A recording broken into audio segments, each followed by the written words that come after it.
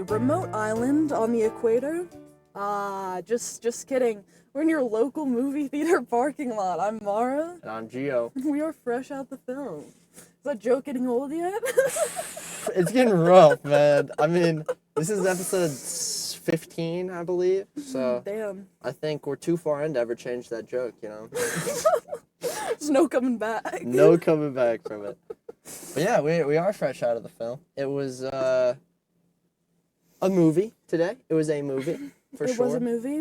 We had a pretty full theater. Yeah, a little talkative at points. Yeah. We pointed out. I don't know why the fuck you think you can talk in a movie theater during a movie. Why are you commenting out loud on what's happening on the screen? You're not at home. Yeah. What the fuck? It's absolutely true. I mean, it's literally like trying to watch a movie with either like a very old person who's not paying attention or a very young kid where they're just calling out everything that happens and just being like, "Oh wow, I can't believe that happened," or something. Like the comments from this guy, they were not insightful whatsoever. No. Something would happen and just be like, "Holy shit." And it was just like, okay, buddy. I don't know who taught you movie theater etiquette. Yeah, they're fucking wrong. So yeah, I got up and said something, and then it turned into an all-out brawl. Yeah, we got kicked out of the theater. Yep. And so we decided to... And we're actually banned We now. are. So who knows if the Fresh Out the Film podcast is ever going to continue. We don't, really. And you know, in fact, we know that our movie theater won't continue because we committed arson afterwards. Right. Because, yeah, when you disrespect us, it's not all right. No, it's not. Okay. Well, obviously none of that happened. There was a guy talking. There was no interaction whatsoever. No. I wish there was, We did not commit arson. No. Not today. Not yet. At least. Although, this would have been one of the movies to make me think about it, you know? I mean, it was... I think it's rough watching movies that, like, aren't good and, like, trying to enjoy them when we're both such, like, in the movie analyzing brain. Yes. Like, it's hard to just, like, separate things and just be like, okay, we can just be here for... Like, we can't do that when we're watching this. You absolutely can't. I mean, and I just... It's kind of sad because we'll never be able to go back and experience movies in the way that we once did without just being analytical about them. Yeah. But, I don't know. When I think about how I looked at movies in the past, how I look at movies now, I prefer now. I think me too. I get more out of them, you know? Absolutely. And I like knowing which movies are bad. Yeah. You know, like, because it seems to be the critically acclaimed ones, the ones that seem to rise to the top are movies that I always want to see, you know, and that I tend to enjoy. So when there's a bad movie like this, I'm fine writing it off. You know? Yeah. I mean, I can enjoy bad movies, but, like, when we're watching them in the theater, for the purpose of the podcast, it's like, I can't just, like, turn it off, even though it's hard to do that anyway. Yeah, well, I do enjoy a bad movie. You want to rip on it, though. Yeah. You want to just, like, the whole time just be laughing at what's going on. And, yes. But when you're in the theater environment, you still have to, like, it locks you back in. Right. Completely. Yeah. Yeah, I agree. Unlike The Monkey, where we could just laugh and comment on everything because we were in an empty theater. Exactly. That probably made that rating for that movie, which I forget what it was, but I'm sure that rating was bumped up a little bit because of that. Absolutely. You know, that type of theater experience. It was so perfect for a horror comedy, too, because there's so many chances to be audible about things going on. Yes, absolutely. Yeah. For sure. But before the movie started, we got a nice little preview. Yes. Of Christopher Nolan's The Odyssey. Dude, coming out in July of 2026. Yes, which will be on the show, of course. Which means I should start reading The Odyssey now if I want to try to get through it in a year. Are you going to read it, or are you going to let Nolan do it for it? Because I don't think either of us have read it. I've only read The Iliad. I haven't read The Odyssey. Well, I've read like half of The Iliad. Not The Odyssey. Okay. Was it for school? Yes. Yeah. But I own The Odyssey. So I do think I'll at least attempt to read it, but like I don't really know how it's gonna go, because I remember reading The Iliad was really fucking hard. Really? And I was doing that with a professor who was like explaining shit to me. That's tough. Just because those books are rough, but I think I could do it. I'm a pretty good reader, so we'll see. They're written by Homer, right? Yep. Yeah? Mm-hmm. I've never read anything, but I imagine... Because he has, like, the big three is the Iliad, the Odyssey, and the Aeneid. Nice. Okay. The Odyssey, obviously, is the most popular, required a lot in schools. I don't know if it is anymore, but it used to be. I don't know how I'm going to prepare for this movie, to be completely honest. We have a year. They said in the preview, I believe it was exactly a year or something. But no, it's the 17th of July. 17th of July is next? Okay. So almost exactly a year. It's... I don't know, because I would think that Nolan is going to make this movie thinking that most people know the story going in. Yes. Right? Because it's so popular. Yeah, and this gives him an opportunity to either go in further to places that the story didn't go into itself, or change the story, or just leave it all as is and then do his fractured storytelling to make something crazy out of it. I don't know what he's going to do. I don't think he's going to change it because hasn't done that yet with his historical stuff. But he could Tarantino it. You never know. Like he could. It could be a moment. So I'm probably not going to read it beforehand because just in case, if it does lay out the whole story for me, I don't want to have that fresh in my mind. I think I want to go back. I don't know. Maybe I would read some stuff on if that's recommended a little bit closer. But I think I probably will, but we'll see. That would be perfect then if one of us do. Yes, that's what I was thinking. I'm a Nolan fan. We're both Nolan fanboys, and I'm a fanboy. Nolan fanboys, and yeah, we want to be as prepped for this movie as possible, but not in the wrong ways. Yeah, like Christopher Nolan. I know he's definitely your favorite director. Oh yeah, probably my favorite director at this point, just because it's like him and Tarantino are the directors that I've seen the most movies from. So they're on those like kind of top spots for me, just because I've seen the most of their work and I'm really familiar with their styles now, unlike a lot of other directors. 100%. Yeah, I think those are just two of the big staple directors of when you're going to name, people involved. They're up there with Martin Scorsese and whoever. Yeah. It's just the super, super common names that I feel like the further that we get into movies, we could like different directors more, but there's a reason that these names float to the top of everybody's pile. Yeah. I don't think it's because of the stigma behind these directors. I think it's truly because they make really good fucking movies. Yes, but I'll also acknowledge I haven't seen like a lot of the quantity of other directors' work like I've seen with Christopher Nolan. Like Have I've you gone seen through all of most of his Tarantino's? movies. Not all of them. I've seen a good amount. I think I've seen 5. That's pretty good. What is he at, 9, right? Yeah. I've seen, the only one I haven't seen is Jackie Brown. And I've also seen so much random stuff that he helped write. And I've seen Inglourious Bastards, Django, Kill Bill, Once Upon a Time in Hollywood. Kill Bill 2. Kill Bill 2, yes. Is that all I've seen? Did you see Hateful Eight? No, I haven't. Django? Did you say that? Yep. So Django. Pulp. Oh, yes, obviously. Duh! What the fuck? Important. Okay, so I've seen 6 of Yeah. his. And I think I've seen 6 of Nolan's, too. Or 7? Pretty solid. I don't know. We don't even... It doesn't matter. It doesn't matter. But that's what I'm saying. I don't want to make a definitive opinion that this is my favorite director will always be my favorite director. I want to make it clear that I haven't seen a lot of other stuff from other directors in a big quantity. It will fluctuate. He's good. Like that's one of the directors that has shocked me a few times, and it's so early in his career. Is Jordan Peele. Like that's gonna be one of those to keep an eye on. I need to watch more David Fincher. I've really liked a couple. I just watched one with John Turturro that was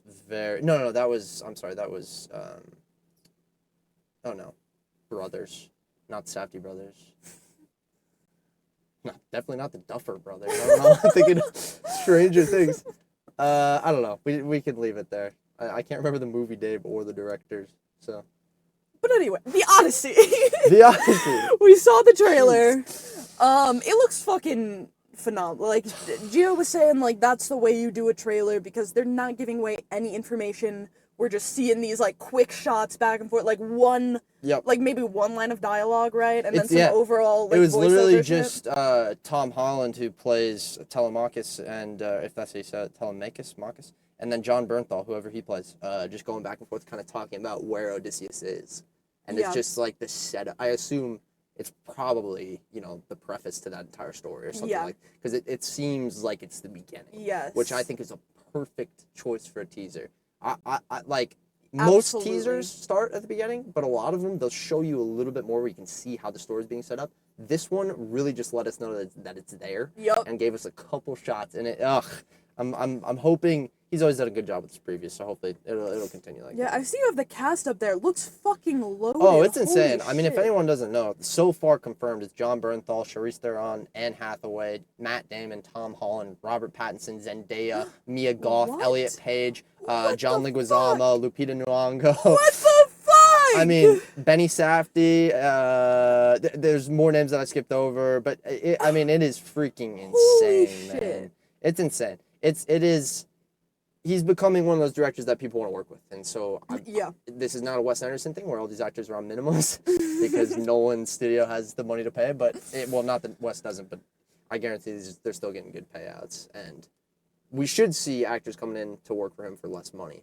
A lot more, which is just amazing. I know Anne Hathaway, I saw her reaction to getting cast, and she's super excited. And just, yeah. It's, what a loaded fucking cast. Yeah. Holy shit. It's I haven't even seen anything from the cast, to be honest. I've been following it since the dawn, yeah. Matt Damon was, I think, Matt Damon and Tom Holland were, like, the first couple that were announced. Charlize Theron is Matt Damon playing Odysseus? Matt Damon's Odysseus, yep. Fuck yeah. Good casting?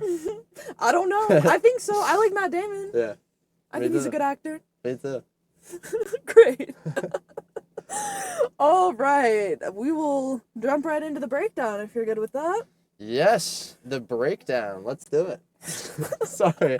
I thought we were about to go to the story, and so I had to just reset my brain. I know. I saw you pull up the story. I have to remind you there's something else first. So the movie we saw today, we've gotten very off track from what we're actually talking about. Jurassic World Rebirth. The Rebirth of Jurassic World. Mm-hmm. It was directed by Gareth Edwards, starring Scarlett Johansson. I don't want to fuck up this name. Might as well give it a college try. Mahershala Ali. Oh yeah, Mahershala Ali. Yeah.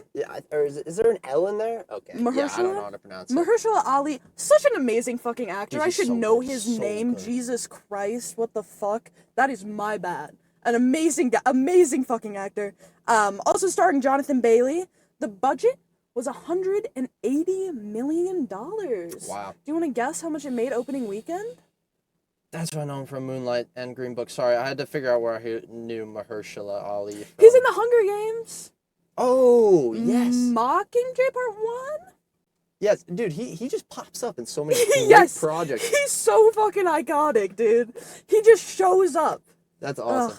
But he always plays a badass, just like great character. He's like the perfect type for that, I feel like. Yeah. What did you ask me the question on opening weekend? Yes, I did. I'm actually gonna go a little bit low on this one. I feel like this IP has been wasted, except our theater was packed. Yeah. And you gotta remember, people are coming in for the Odyssey trailer, really. Last week was F1. That was $57 million made in the opening weekend. Initially, thinking about this, the hype that I felt for it, I was going to go lower. Instead, I'm going to go higher. $74 million. $91 million. 91. Okay. Currently standing at over $318 million. Wow. So they are doing okay. Dude, these movies. They're doing just fine. It's really it being a Jurassic movie, a Jurassic World movie. People are going to fucking come in. Especially Scarlett Johansson. People love her. It's true. Can I talk about one thing that really pisses me off with this title that I just realized when looking at the IMDb for these? So for whatever reason, right, you have the Jurassic Worlds, okay? Jurassic Park has always just been like normal. It doesn't have any type of punctuation in there except the Lost World, where it's literally the Lost World first, and then, oh no, what's the equal sign, but it has two dots? Not a semicolon, colon. Yeah. Right? But it's a colon. It's a colon, and then it's Jurassic Park. For whatever reason, So then you go on to Jurassic World, and that's just, obviously, there's no colon needed. But then is Jurassic World Fallen Kingdom. Now, this one has the colon again, okay? Mm-hmm. So it makes sense. Jurassic World, Fallen Kingdom. Then you go to Jurassic World Dominion. Guess what's missing? The fucking semicolon, dude. For whatever reason, Jurassic World Dominion, oh, it does have the semicolon. Okay. Well. So does Fallen Kingdom. Okay, you want to cut this out? Because you were just completely wrong. I swear, I just saw. I mean, we're gonna leave this in because You can't have this failure and then just hide it from everybody, you know? But let me quickly go to Google, because I'm pretty sure Google just has it wrong.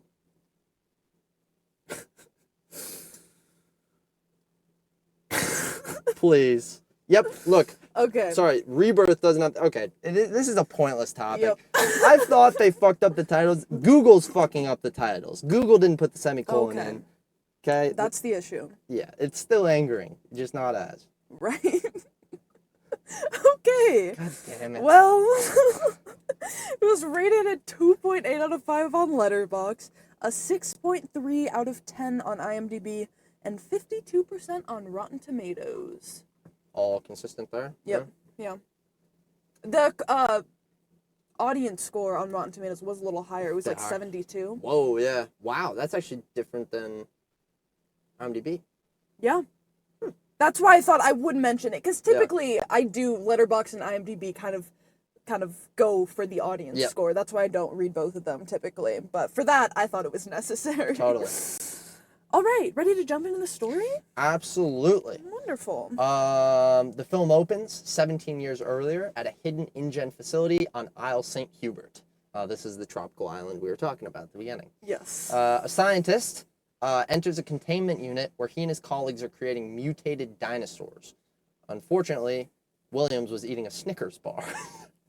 This movie started on a super dumb thing already. Yep. So, like, in the probably the most, like, controlled environment possible, right? This dude is eating a Snickers bar right outside the door. Like, you can't tell me there's not, like, 3 layers of airlocks preventing the Snickers bar from being anywhere in the vicinity. At first I was thinking, I'm like, is this some, like, weird product placement going on? Which you were right, but it actually meant something. Right. So, yeah, he's eating the Snickers bar, and he goes to open this door, which has, like, a 2-lock mechanism. You need one person on one side of the door, one person on the other, and you both have to unlock at the same time, which... really bad design for a dinosaur cage, guys. Like, I get why you want the 2 people, because you want to make sure that it can't be opened just like willy-nilly from the outside, like that it needs to be. But what scenario is it going to be safe to double open like this? You need to come up with a different system, because either way, if anything bad goes down, the only way you're going to be able to either close the door or open it is by having somebody putting their life on the line. That's it. You have no way. There's no backup system. There's no other door that crosses in front. I mean, it is a stupid design. Yep. Very stupid. But yeah, this wrapper gets sucked into the door, and it causes this massive containment malfunction. And this sets loose the Distoris Rex is apparently what it's called. And yeah, Williams, who's the scientist, is unable to escape the containment before the D-Rex makes a meal of him. And it's just that every Jurassic Park opens with this, just some unconnected scene that may or may not come back later. Yes. And this was a decent one. Like, I was talking about, which you don't quite remember, which is a shame, because I think it's the most memorable moment in Rogue One. But when Darth Vader comes in... I only saw it once. This is the same director as Rogue One, I believe. Am I right about that? Can you check for me on you. that? Yep. I don't know why else I would know his name. But there's this scene in Rogue One where Darth Vader reveals himself at the very end, and he brings his lightsaber out of the black smoke, and there's this red light behind him as he's just cutting down rebel after rebel. And it's like this moment where a rebel's handing through the plans to the Death Star through a locked door right as Darth Vader kills him. This gave me the exact same vibes, because they're trying to get out of this door. There's the red lighting behind him. Instead of Vader, this time it's a dinosaur. It is the same director. Yep. Gareth Edwards. That makes complete sense. Then we fast forward 5 years after the dinosaurs have made it back onto the mainland. The creatures have started to die out due to Earth's current climate. Basically, at the end of Dominion, we were left where, oh, the dinosaurs are out in the world. They're coexisting. And this movie's like, wait, scientifically, they can't coexist. They're all dying. And people in general have also gotten over the whole dinosaur hype, you know, except they've been saying this for like 3 movies. So I'm sure that if people had gotten over the dinosaur hype, man, we wouldn't be in the theater watching Jurassic World. So. But this also goes into, like, obviously the issues with all of the other fucking Jurassic World movies. Yeah, it's a problem for humans to make life and expect it to be able to, like, live and thrive in our fucking environment. So why didn't you just kill all the dinosaurs to begin with? Not to be, like, rude, love the dinosaur. Like, some of them are fucking cute, but it's like, They can't live here. You're making them yourself. You can't do that. You're messing with the fucking ecosystems. Money is the number one driving force in the world, and I do think that is how people would behave with dinosaurs today, is try and capitalize on them and find a way to make money. And it is crazy because today I had a phone call with one of my friends, and we were having a very similar conversation based on, sort of, how you can't just, make things and expect it to work in our ecosystem and have, Mother Nature just accept it. That's not how it works. Mother Nature needs to be the one to bring up species and do fucking whatever she wants to do. Yeah, and there's some good commentary on that in this, specifically Jonathan Bailey. Yes! His character. Who you didn't know was Jonathan Bailey. Whom I thought was the rich fella the entire time. He had a good moment about that, just kind of talking about how, we think we rule the world. But really, once we push too far, Mother Nature will turn back over. That was actually my favorite line because it relates so much to literally a conversation I was having hours ago. That's good. It's insane. And that is the biggest conversation And that's in such, Jurassic Park. it's so fucking, it was such a good line, and it was, actually true in our world as well as all of the dinosaur shit he's really, talking about. And that's always been a theme that gets touched on. In previous movies, they get too into it, though, where the whole fight becomes about fighting back against capitalism or fighting back against the military, and it takes a lot of the wonder out of seeing dinosaurs. I really appreciated actually the blend in this movie of those big humanitarian ideas and then the wondrous moments that were. There was one that I'll talk about where I actually got chills, and I just watched all of the Jurassic Park movies within 2 days of this, and I haven't felt chills since this. Jurassic World actually gave me a couple chills, but not like this. It was in a completely different context. It was when seeing dinosaurs, and yeah, I'll get to it. It's fucking amazing. Pharmaceutical rep Martin Krebs, played by Rupert Friend, not Jonathan Bailey, as I thought. They look very different, but okay. We've been through. I've unfortunately. We already argued about this. It's fine. I unfortunately haven't seen Jonathan Bailey in enough, and Mara still spites me for not recognizing it.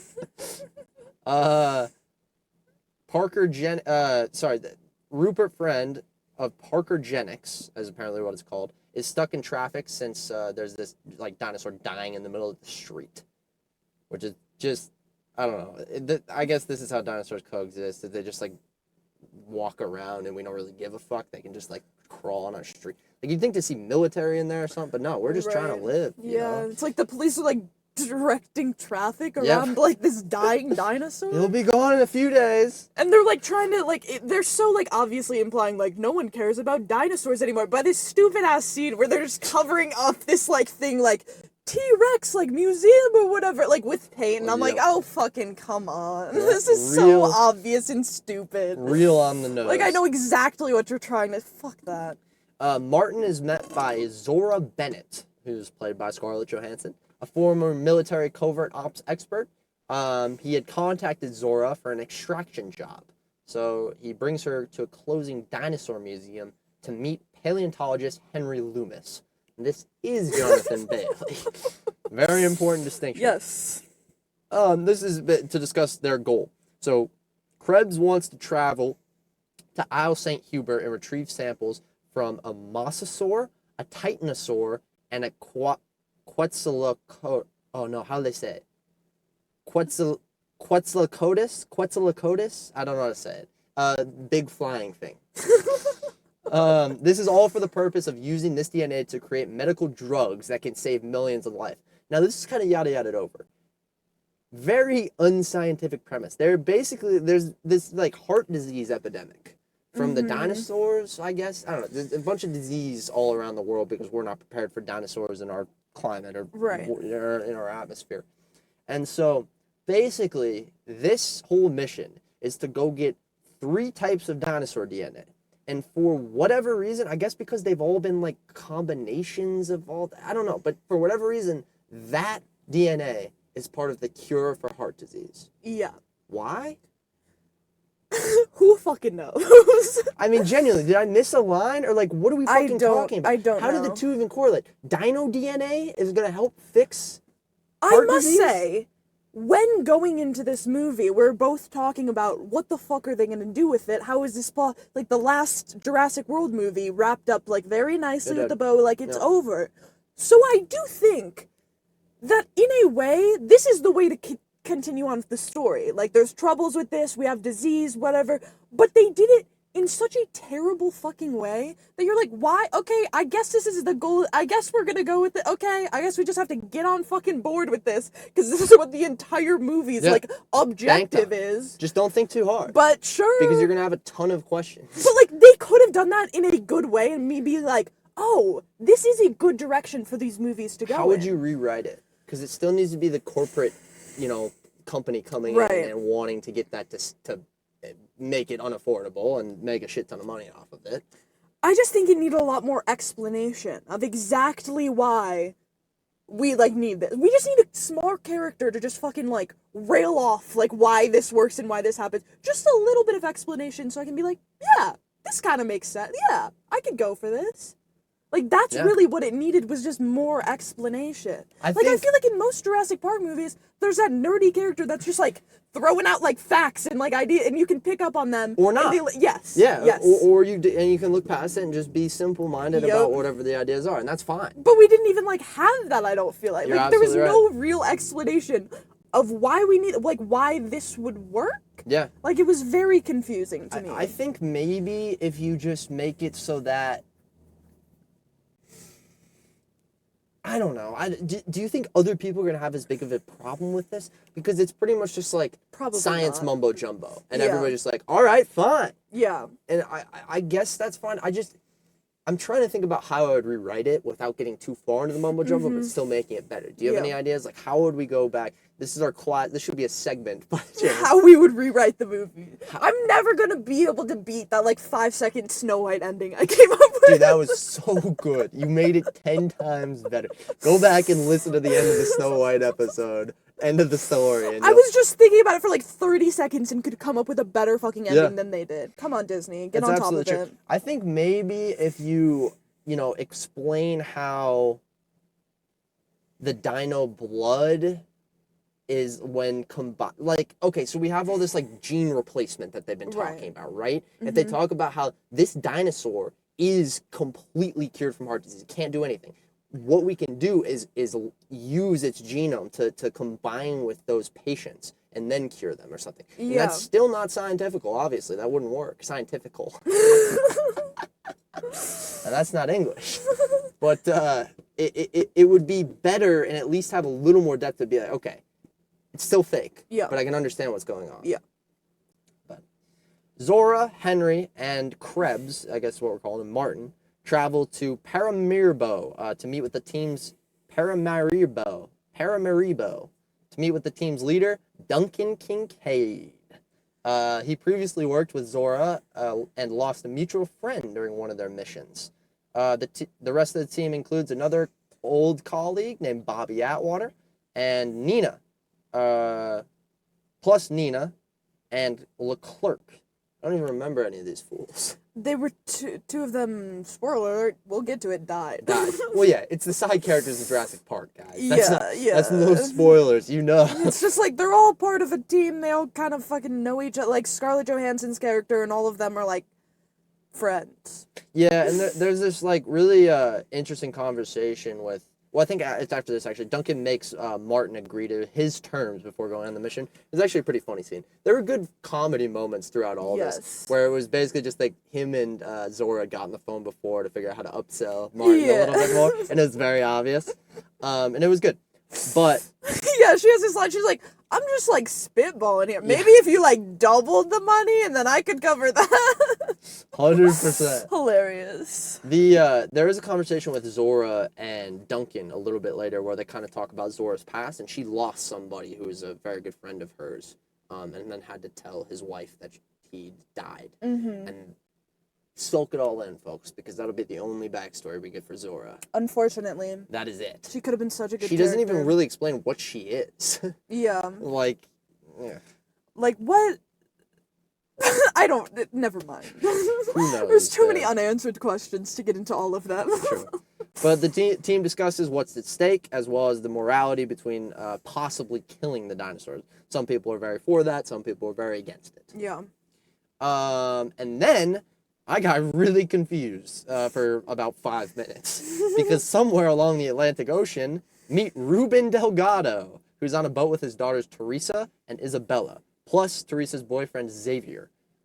Ruben dislikes Xavier because he's very smug and lazy, but Teresa wants her father to see the good in him. He's just like the classic idiot boyfriend. Oh, yeah. And he's like full-blown, like they're trying to write, you know, an angsty teen. But the thing is, I love those kind of characters. They're always so fucking funny. Yeah, it is pretty funny. I'm not gonna lie. Like, especially because he has moments of redemption. I hate to say it, but Xavier actually turns out to be a pretty good character. Yeah, he honestly does. At least compared to the other options we have on board. But right now, like, Ruben's... that's what I know him from. Xavier's shift is to go drive the boat, and he's just like, yeah, I'm tired. I'm gonna go sleep. And the dad's just not having this at all.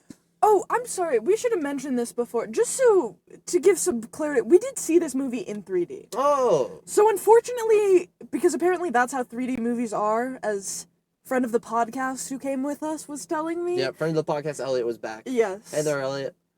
Hi, Elliot. I'm sure you're watching or listening. He's definitely not. No. But he was telling me, he's like, yeah, 3D movies are just kind of dark. So it was hard for me through a lot of this movie to be like, what character is that? What's going on? Like, who just came on screen? Who's saying that? Like, it was kind of hard for me to notice everything. Like, but I just wanted to mention that because I might have missed some things. Yeah.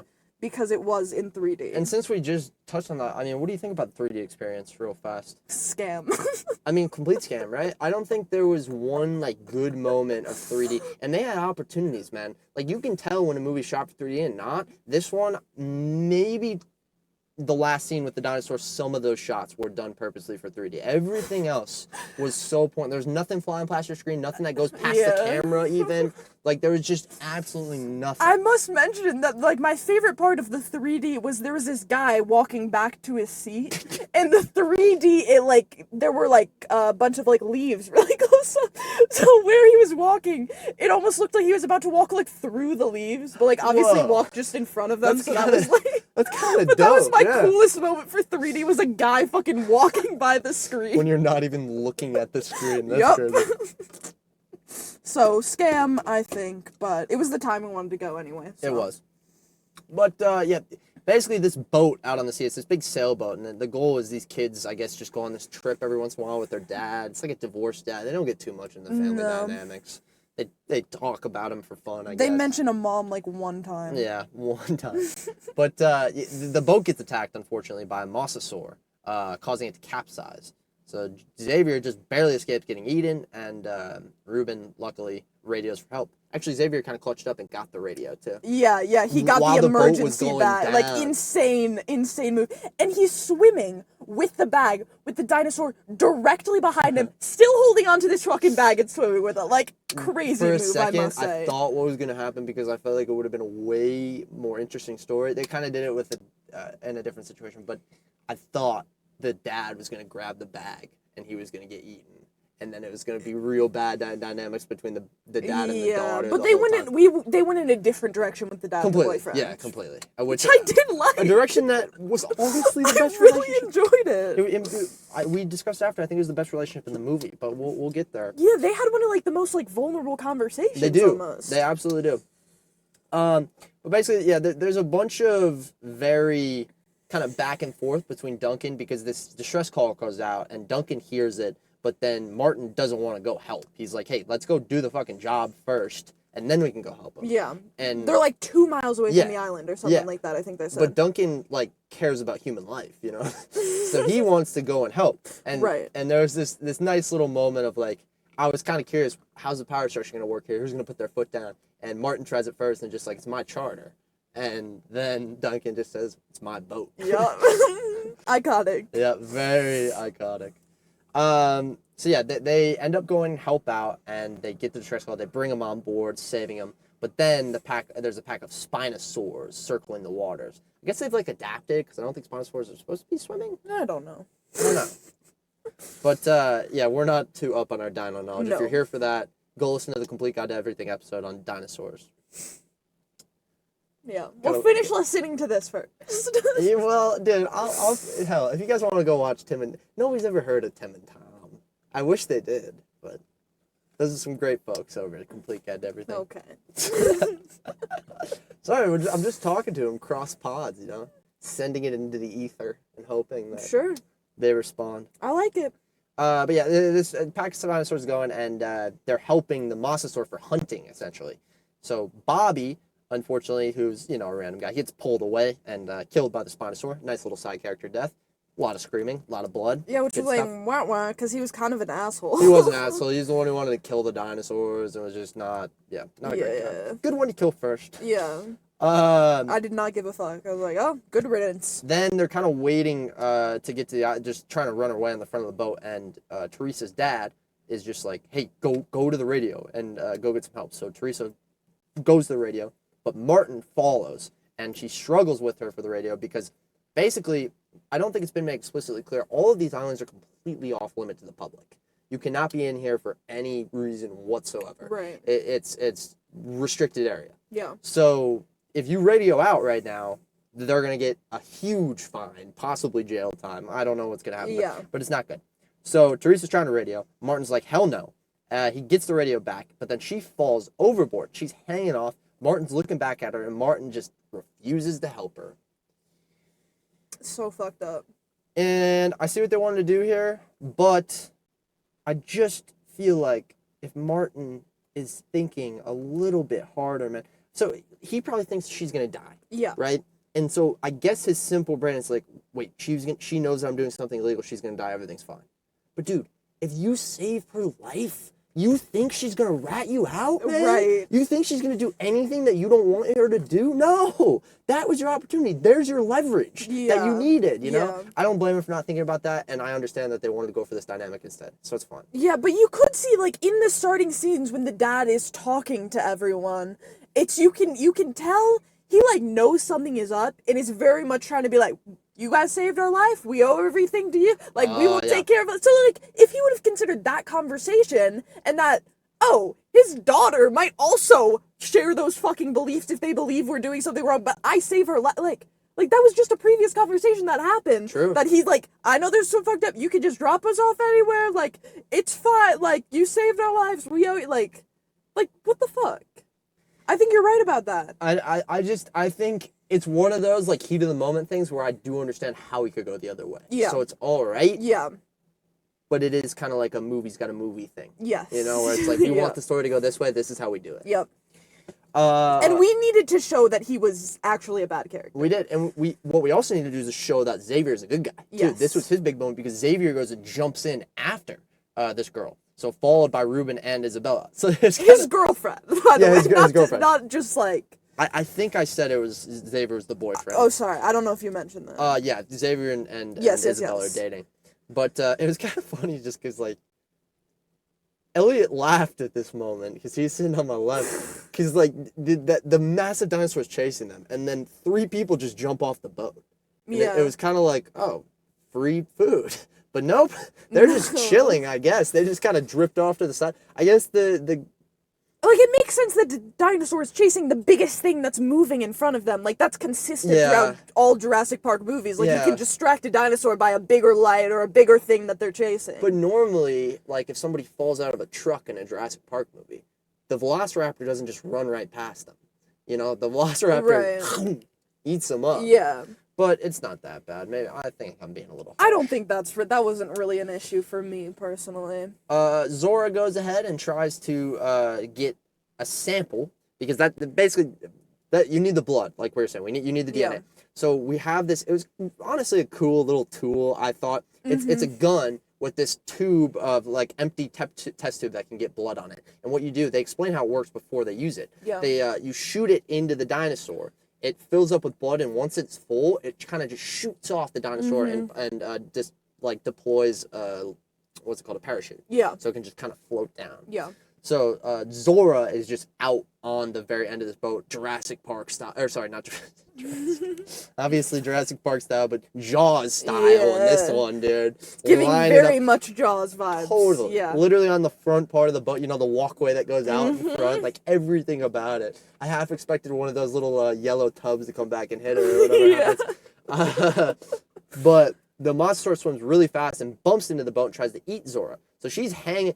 Honestly, she had about 60 times to take a shot. I was thinking that. And she didn't take it, and now she's hanging off backwards. She could have taken the shot when she was hanging off back, but I understand. Right. I'm still mad at her at that point. You're scared of dying, sure. Well, you just made me angry, and now you still have the shot lined up. I'm not too worried about you. I'm sorry. And it's also, like, main character in a Jurassic Park movie in the first act. Yeah. But I'm sorry, I fucking ate it up. I loved that scene. I thought it was so good.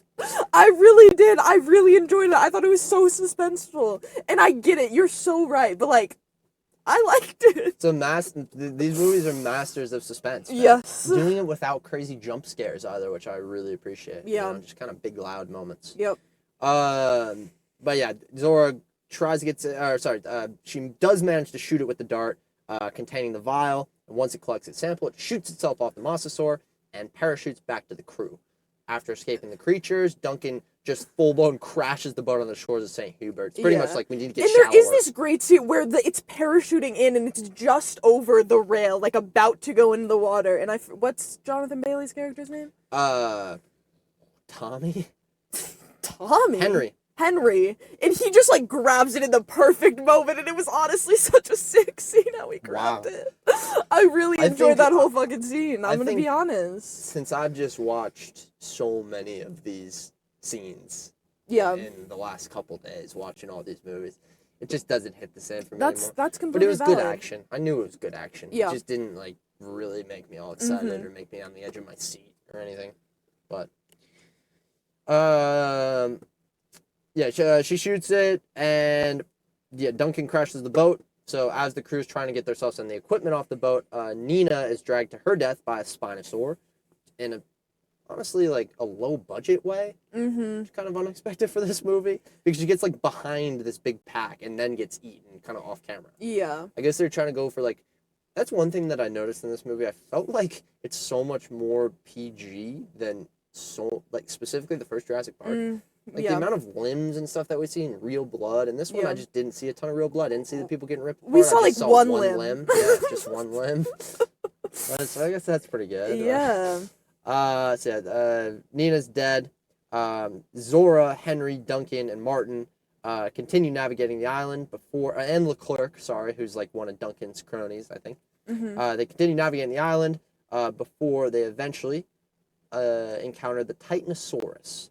This is the big moment, but basically I think this kind of split it up just a little bit, because we do cross-cut between the two groups, because the Delgado family and Xavier are all separate than our main group right now, and they're kind of just off, you know, recovering, getting out of the water, and they just start their hike off to a village that somebody conveniently told them about.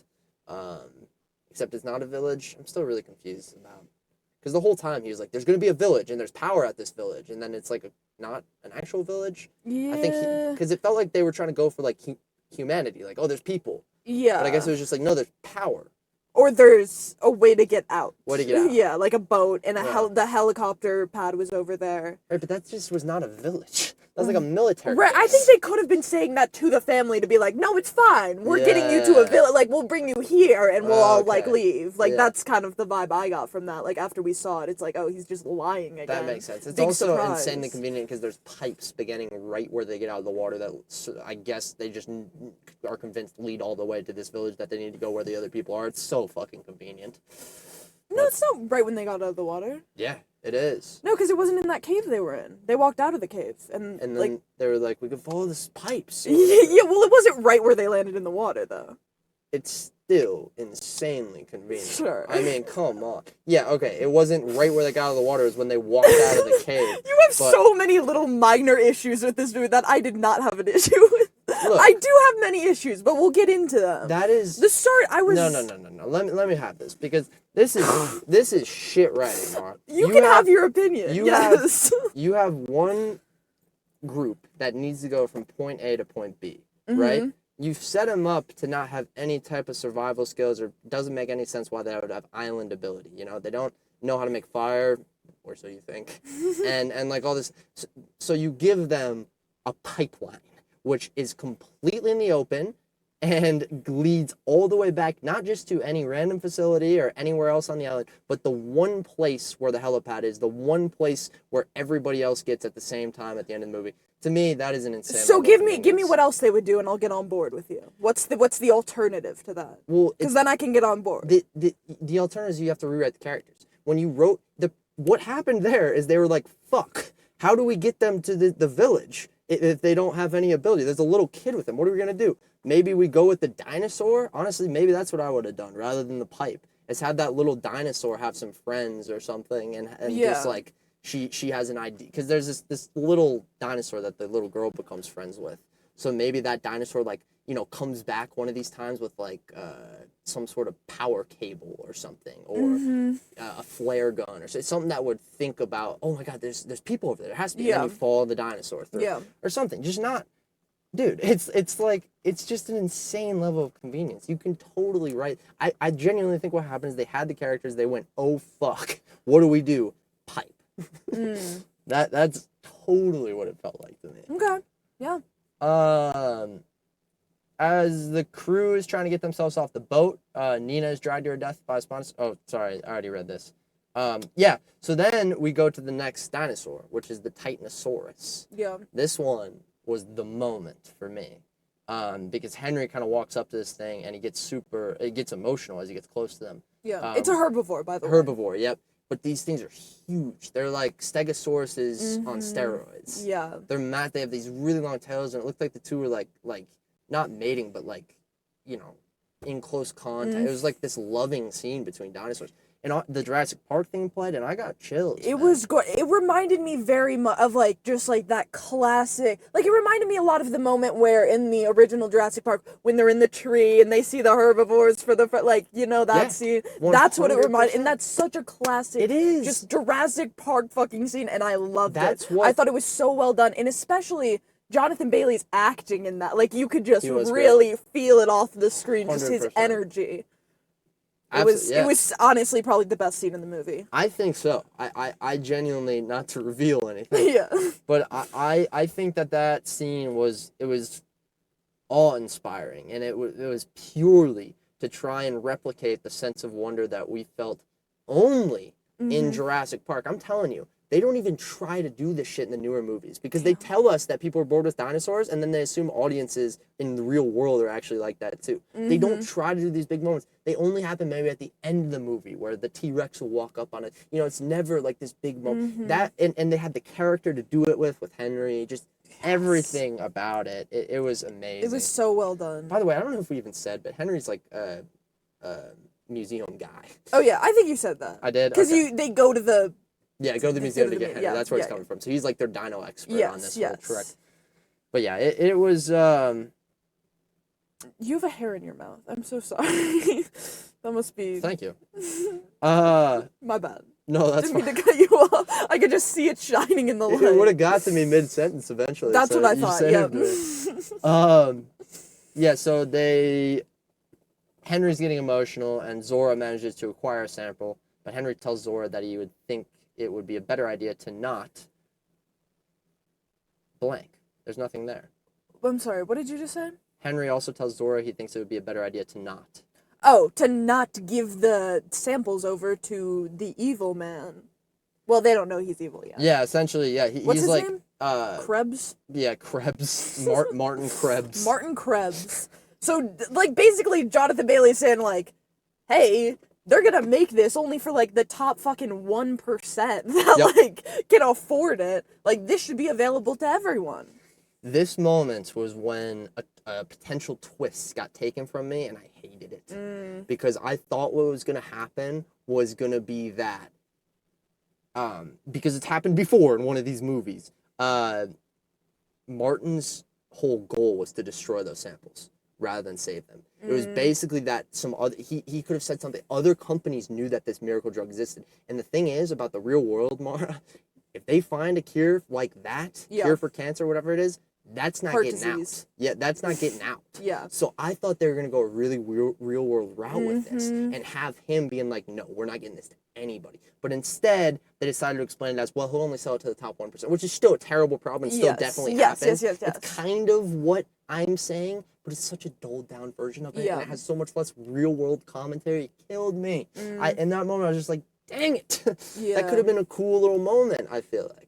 Yeah, I wasn't even thinking about it going in that direction, to be honest. It's literally because it already happened in one of these movies, is why I was thinking about probably why they didn't go that route. Yeah. Somebody was there and he's actually supposed to be killing rather than, or it was a whole team that they were sent against. It actually didn't make any sense in the Lost World because Richard Attenborough, the guy who made all the dinosaurs, he sends like Malcolm and people back out to the island. He's like, all right, take pictures of them. We got to prove, or is it taking pictures this time? It's like doing research or something like that. It's like proving their humanity, proving that they have to exist, I believe. And they get there, and the same company also sent at the exact same time, like, the entire military. So it's just like the dumbest fucking, why would you send them at that time? Yeah, so they probably didn't want to like do the same thing they did again. Yes, I think so they did like a dulled down version of it. I didn't mind it, but again, I only watched the original Jurassic Park to prepare for this and a recap of the other ones because I've seen the other ones. Honestly, that's all you should do. So yeah, it was fine. I was fine doing that. Yeah. So I don't remember that moment, but I'm guessing that's probably why they didn't want to do it again. Like they don't want to do the same thing, even though they do a lot of the same things. They definitely do. Movies.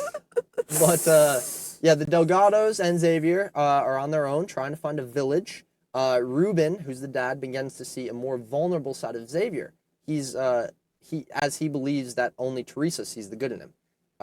There's this very nice conversation between the two where it's just like they become a little bit closer, and Xavier kind of lets his guard down for a second. Yeah. Which it's just this. I wish I could remember some of the dialogue. Yeah. It was well written. It was just this like beautiful, like he's talking about like he's like, I don't even know why she like wants to be with me, and like you're very much seeing that human side. Now that we're talking about Xavier, I do need to mention a previous scene that made me laugh so much, where they're like, what do we do? Should we follow these pipes, or like, is there like an alternate plan? And Xavier's like, I got some weed. Do you smoke? Do you like? He's asking. Wait. It might be a little damp. I know it's not the time for it now, but I think we have our best line. I think that's it. Because I was trying to think of it. It was just, especially because like weed is just now making its way into these younger audience movies, you know. So it's just like still jarring to hear the actual term and everything. So it's just hilarious. Oh, and his line delivery is so fucking funny, and that he's just like asking that. He's like, do you smoke? Do you smoke? He asked the little girl, do you? It's so funny. It's fantastic. Oh my god. Thank you for bringing that up. Cannot miss one of that. my favorite fucking scenes, honestly. It was hilarious. Dude, that was so good. So, after this conversation, this very nice conversation with Xavier and the dad, he goes to pee and is stalked by 2 raptors. And it's kind of a funny scene because he's just taking a piss and these raptors are behind him, and then a Mutodon descends and scares one off before carrying the corpse off another way. I honestly really liked how this scene was shot. Like, yeah, he was taking a piss, which was like a funny way to do this, but it's like his back is completely turned, so you're just seeing his face and everything happening behind him, and just his facial expressions, which he did a really good job. And then right when everything stops, the stream comes back. Yes. It's funny. It was he really like takes funny. an exhale. Honestly, that might have been one of the best elements in this movie was the comedy. Absolutely. They did a really good job just kind of playing along. It was good. They did. They really did. Honestly, there was one thing where somebody in the theater got me to laugh too, which yeah, I hopefully I remember it, but it's a good movie to watch in the theater for those laughs, for sure. Yes, absolutely. Meanwhile, Isabella finds a baby Aqualops, I guess. This is a little dinosaur. It names it Dolores before adopting it. Yeah. Now, no, that was the other person that I looked at, Westworld writer. I thought that could have been a small little crossover. Dolores is the main character in Westworld, or one of them, but it wasn't a Westworld writer that worked on this. The following morning, the family keeps moving forward until they come across a river. Dolores runs away in fright, so we know something bad is going to happen. Teresa goes to investigate, and a dinosaur corpse is there, torn apart. And she finds that the reason that was there was a sleeping T-Rex. The convenience continues on. Yep. Because, like, they literally walk pretty much right up to this dead body to go get a raft. And this T-Rex is just there, just sacked. Yeah, and he doesn't hear anything. And, like, after just watching a movie where a full-blown tranked T-Rex wakes up with a very minor thing in a garage, this was stupid. I couldn't believe the T-Rex was not waking up. He would be smelling the food, especially because they've been sweating and in the woods for so long. She's making so much noise too, but honestly, gasping and dragging her boat across the dock. It was terrible, but honestly, it was worth it for the reveal of when he woke up. That scene was so beautifully done. Why? Because she opens, so she has like this emergency life raft that she has, and she's on kind of the dock. She sees that's like her boyfriend's sister and her dad are all over there, and they're like, don't open it, don't open it. And then it opens and cuts off right where the T-Rex is sleeping, and then it falls down. No T-Rex. Like, it was so fucking cool. Like, I get that scene was so stupid, but I loved how they did it. I thought it was so cool. I enjoyed it. It was cool. Like the idea of what they wanted to do was cool. Yeah. The execution of that was so unrealistic because number one, this raft was so the T-Rex is over, let's say right in front of you right now, right wherever you are. The T-Rex is right in front of you. You're dragging the raft from your right, moving to the left where your family is, right? So when this raft inflates and blocks your view of the T-Rex, you know who can effortlessly see the T-Rex? The entire family who's back on shore to the left. Yeah. And you know who doesn't move completely quietly through the woods as well?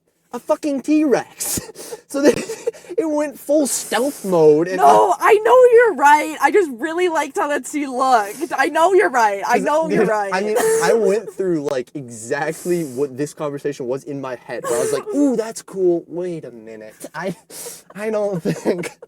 You're right. I liked it though. You're so right. But these are the big moments of suspense that people enjoy about these movies. It's why people keep coming back. It's why we bring it up here in a positive light. Yeah, You know? I was on the edge of my seat, and I know it's stupid. I know the T-Rex should have fucking woke up many times during that process of her getting over and getting the... But still, I was on the edge of my seat. Like, I'm falling into their trap. One more, actually. She was off to the left of the boat when it deployed, right? You know where the T-Rex was looking? Right back at her. The boat would have deployed and the T-Rex eyes would have been right on. Yeah. It's just so... It's a shame. It's a shame to have such a cool fucking shot with just so many continuity errors. They hyped it up too. It was like, I thought they were gonna do something different because, like, right as the boat was being dragged across the dock, there's a shot on the back that says "Do not open on water," and it was like, oh shit. But then they didn't open it on water. That's exactly what I thought, and I was like, oh, I guess that's just what the thing looks like, and they just didn't turn it to the other side. I guess Because it looked like they were really emphasizing that. Yeah, I thought the same thing. I guess not. But yeah, the T-Rex wakes up and begins to chase after the family, but they get on the raft, and they start to get away. Isabella nearly gets eaten, but essentially the family manages to escape with the T-Rex just chomping into the river. And there was this, like, just, again... unbelievable avoiding of the chomping. The dad's like flowing through the river underwater, and the T-Rex is just looking down in the river. You should be able to see him perfectly. I mean, he's moving a shit ton. Yeah. So you should, in theory, he should be able. But he just keeps biting, keeps barely missing. I literally thought he had gotten his foot because it looked completely like he had just bitten off his foot, but then we see him and he's totally fine. It's like, oh, okay, I expected to see, like, blood in the water as he was, like, swimming to the spot he was getting to, but no. Like, I guess you can't have him lose his foot. Like, what the fuck would he do? I guess that... He already had a hurt leg. He was already injured. We didn't mention that, but he was injured. But yeah, it was a very, like... Which is why they wanted the boat in the first place. They do... The way they get out of that in the end is, like, you know, one of those moments where, oh, there's a spot where the T-Rex can't quite fit his head through, so he'll go through and chomp for a while and not be able to... And that's a common trope. But the whole build-up to that was just like, oh, God, this feels very unrealistic. Yeah. But yeah, I guess you're right. yeah, it's all right. Back to our main team. They scale a cliff to find the Quetzalcoatlus cave, is what I'm going to say. I still don't know. The big fly thing. Yeah, because they're getting their DNA from the eggs rather than from the actual... dinosaur. And I think there was a throwaway line to explain that. Yeah. Jonathan Bailey was just like, you want like a You want like a flying carnivore that's Oh, like yeah. all of this? Like you want to go up against that with no weapons? True. And so that was kind of the very much throwaway line. See, I'm sorry, Henry. Yeah, Henry. That was good. That was good. Okay, good. They didn't do some stupid reason to have to eat up the eggs. That's much better. I forgot what that line was. I mean, it was a throw, but like it's fine. Much better. It flowed with the scene. So Zora and Henry enter this cave, and Henry extracts a sample from one of the eggs. Just as they finish, the Quetzalcoatlus shows up and attacks. Leclerc gets eaten. Rest in peace. One of Duncan's cronies. Yep. And Zora and Henry just barely managed to escape after getting killed, and managed to escape to avoid getting killed. But they lose the sample. Unfortunately, the sample's kind of just bouncing around the edge of the cliff. Yeah. So Henry falls and is just hanging on this rope off the edge of the cliff and grabs the sample. But right as this happens, Zora was hanging on to Henry's rope. Henry's rope breaks, and I thought Henry died. I'm not going to lie. We have this shot of Henry trying to grab onto a rock when he realizes his rope is gone, and he falls off backwards. And this fall looks to be 200, 300 feet. Yep, very far. An insane And I knew fall. as soon as he was falling, I'm like, he's going to be alive. You thought? I knew he was, and I knew it was fucking stupid because he definitely should have died. Yes. He landed in very shallow water, by the way. Yeah, it was the stupid movie trope of I know it happens in 10 times more. It probably happened in Predator, and I just don't remember it. But I think about it in Avatar on Pandora.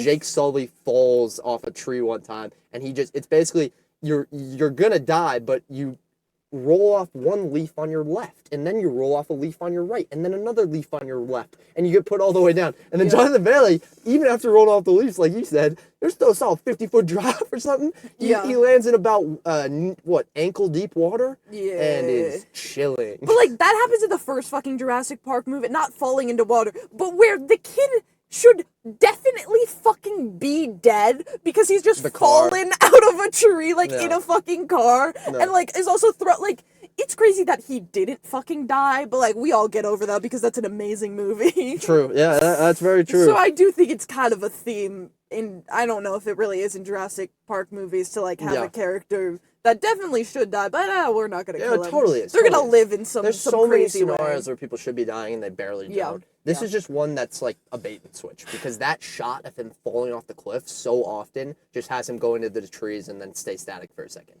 You know, that it doesn't cut down and then show. So it baits us into thinking that he's gonna die. It seems to me like it was unneeded. Like, I get you want to think that but like, why'd you spend so much of your budget on that? Jesus Christ. On that big fall with all of the things. Like, that must have been fucking expensive. Like, he could have just been able to get back up on the cliff. And, like, immediately after he falls, everyone just finds him. Yep. Like, really easily. No question. And they're all, like, not even... They knew he was chilling, too. Because they come down and they're like, yo, Henry, you okay? It's like, dude, what? He just fell. And Henry's, yep, he's good to go. Well... Here's something else that I want to mention, because I'm just thinking about it as we're talking about this. Scarlett Johansson, as they're going down the cliff before all of this happens, says something about, like, oh no, I'm wrong. Never mind. Are you talking about the conversation on the eggs? Because they do come back to the talk about... Yeah. They come back to the talk about who they want to give it to. Because basically Scarlett was going to give the DNA But that was after? I think this was up before. That's what I was trying to figure right, out. I can't place it. You can go ahead. But basically, it's again, I don't even know where I'm going with this. I'm sorry, I was just trying not to miss it. That's basically it. It's another conversation about, like, I think she says a line, well, like, who would we give it to? Yep. And he says, like, the people. It's perfecting the rule of threes. Like, to me, it was the second time that's brought up, so I know that the third time she's going to be in on it. Yes. And yeah, you're right. That did happen in the cave while they were getting the eggs. Yep. Sorry, that wasn't really necessary. So, Zora, Duncan, and Krebs find him and proceed moving forward. The team then waits by a landing pad. They finally make their way for a chopper to come and pick her up, but Zora wants to find the family first. Luckily, the family's coming to them. Yep. So the two groups reconvene, and Teresa immediately calls out Martin for letting her die. And he is not helping matters by pulling out a gun that he picked off of a corpse in the forest. Another insanely convenient. There's just a random cutaway scene of him finding some dog tags and this dead body with a gun still in the hand that just works perfectly. You think? Actually, it doesn't get shot, so I don't know. No. The gun doesn't get shot, so maybe it doesn't work. But this scene oh my god, it made my blood fucking boil. Really? So, I was sitting there like dying because I've been in scenarios where people talk exactly like he did to her. Like he's saying shit like, what do you mean? I didn't let you die. I tried to save you. And then he says, he's like, Scarlett Johansson, what is her name? Zora. Zora is like, why do you have a gun with you then? And he's like, well, because she's hysterical. I literally, oh my god, it made my blood fucking boil. I literally started shaking in my seat. I'm like, this fucking asshole. He better die soon. Oh, yeah. I was so, oh my god. I was literally losing it while he was talking. But like, that's what you want. He played it so fucking well. Like, that's total credit to, like, the actor in the writing in that specific scene. Yeah. But it's like, I feel like most, specifically women, have gone through that where it's like, no, you're not. You're being hysterical. What are you talking about? It's just like, That's gaslighting. Yes. Like, that's all that he's doing there, is sitting back and I think not just women, everyone has been in that scenario. Gaslighting for sure, but the hysterical part. Calling a woman hysterical because she has, like, emotions and is mad because you basically let her die and you're like, well, she's just hysterical. Ah! Death. You can't, no one can see my hands, but I'm doing the choking motion so much during this. I was just about to say that. It's great. It's just coming out. I can't. It was, my blood was boiling. Oh my god. I was so pissed off. I wish I had some more history of being gaslit because I wanted to get the same. I was angry, but not that angry. And that's exactly what they want you to feel in that moment. I was like, if this goes on too long, I'm going to have to leave the theater. Because I was getting so mad. I was literally shaking. Dude, I was so pissed off. That's a kudos to Rupert Friend right there, I think. Yeah. Truly. Amazingly acted scene because, oh boy, did it really affect me. Maybe makes me think he's been gaslighting before. So he's almost too good. Almost a little too good at that, yeah. But yeah, the Krebs then basically gets the samples back and just handcuffs them to himself and is just ready to leave. But then the generators turn on and they attract two mutadons that attack the group. The family hides underneath a nearby store and Dolores comes back. And they basically just outrun the mutadons, you know? Mm-hmm. It's just more big action moments of outrunning dinosaurs. It's nothing too crazy. I enjoyed it again. I enjoy any of these suspenseful scenes. They really get me. I know some of them might not hit for you because you've watched so many of these films back to back. But after just rewatching the first one, all of these action scenes I did really enjoy. I did like how we came back to the beginning too. It's happened. It depends on Jurassic Park movies whether you come back to that beginning scene, and we do. This is the place where that breakout happens, so we know how bad it is. We know once we come into that lab that we saw at the beginning what is sitting in there, you know, waiting to fight. But basically, Henry sees this chopper coming by. Essentially, we didn't mention it, but Zora had this plan where if they weren't heard for a certain amount of time, a chopper would come in and pick them up. Yeah. Which is very nice. Yes. And Jesus Christ, however much these guys are getting paid on this chopper, not getting paid enough. No. I can't believe they're doing that shit. But yeah, Henry sees the chopper. They pass the island, but he finds flares and manages to draw their attention. Unfortunately, perfectly convenient. Right as he's running out, the helicopter is just leaving. Right there on the side. Thank you. Flares and big letters. Yes, I forgot about that. Oh my god. Everything in this movie just happens very conveniently. Like in the past scene we were talking about where the family is fighting that dinosaur in the water. No. The boat just perfectly pops up right fucking by them. Yep. It's so stupid. There's so much shit like that. And just things that they didn't think through. We didn't mention it, but there was one that my friend Elliot, friend of the podcast, Elliot, whispered to me during the movie where he was basically during that nice conversation with Xavier and the dad. Yeah. They started a fire. And Elliot just leans over and he's like, why are you starting a fire when you're on a tropical island? And then he leans over one more time and is like, how did they even start the fire? They were in water for the last, 40 minutes of the movie. The funny thing is I heard both of those from him. Really nice. Oh my god. It was just, there's just so many things in this movie. The convenience, the not well thought outness. Also the point that they didn't even have to start, why was the fire even necessary? No idea. Literally no idea. Like, the other people didn't start a fire at any point. The There's other so group. much unnecessary stuff in this. Like, I mean, since we're getting to the end, I guess I'm just hitting on all of it. Like, Zora also had a conversation with Henry at one point in this where they sit down and just kind of show, like, their chemistry back and forth. And you think there's going to be a love story between them. Yeah. Never happens. Yeah. It's also the opportunity where we try to go deeper on Zora, and she just throws out some, like, buzzwords of what, like, a mercenary is. Yeah. And that's her entire backstory outside of saving that, or having to tell that one dead friend's wife that he died. Like, that was it. Yeah. It's and just, we'll get more into that in characters, for sure. 100%. But yeah, the flares, unfortunately, also attract the Distoris Rex from the beginning. So he instantly destroys the chopper, pretty much. I felt very bad for these folks. Because I was just thinking, they just went out to help their friend. I don't know how she has this deal made with them or how she convinced them to do this, but they must be getting paid good. They didn't expect to be, like, risking their lives. They were very careful about only dropping for a couple minutes, but then they go back to try and save, and their helicopter just gets eaten It up. was a super cool scene because you're just seeing the light from the helicopter from Henry's perspective. Yes. And you're seeing it, and he's waving and waving and waving, and then all of a sudden, you see the start of the helicopter, and it's eaten by the dinosaur. Distoris Rex. Yes. And this is where I have to say that Distoris Rex, if you haven't seen the movie, look up a picture, because this is the perfect cross of a Rancor from Star Wars that sits in Jabba's palace and Alien, and an alien from Alien. Yeah. I mean, it is like literally take those two, throw them in a petri dish, mix them up, and grow. That's what that is. Yep. Yeah, it's insane. Like, they weren't even trying, man. Yeah. They're taking pre-existent aliens, throwing them in. But yeah, Martin tries to escape in a van which Zora was hiding beneath. Yeah, she's like, what the It's fuck? very unfortunate. But the D-Rex stops him and devours him. Yep. And you standing ovation. Nobody Woo!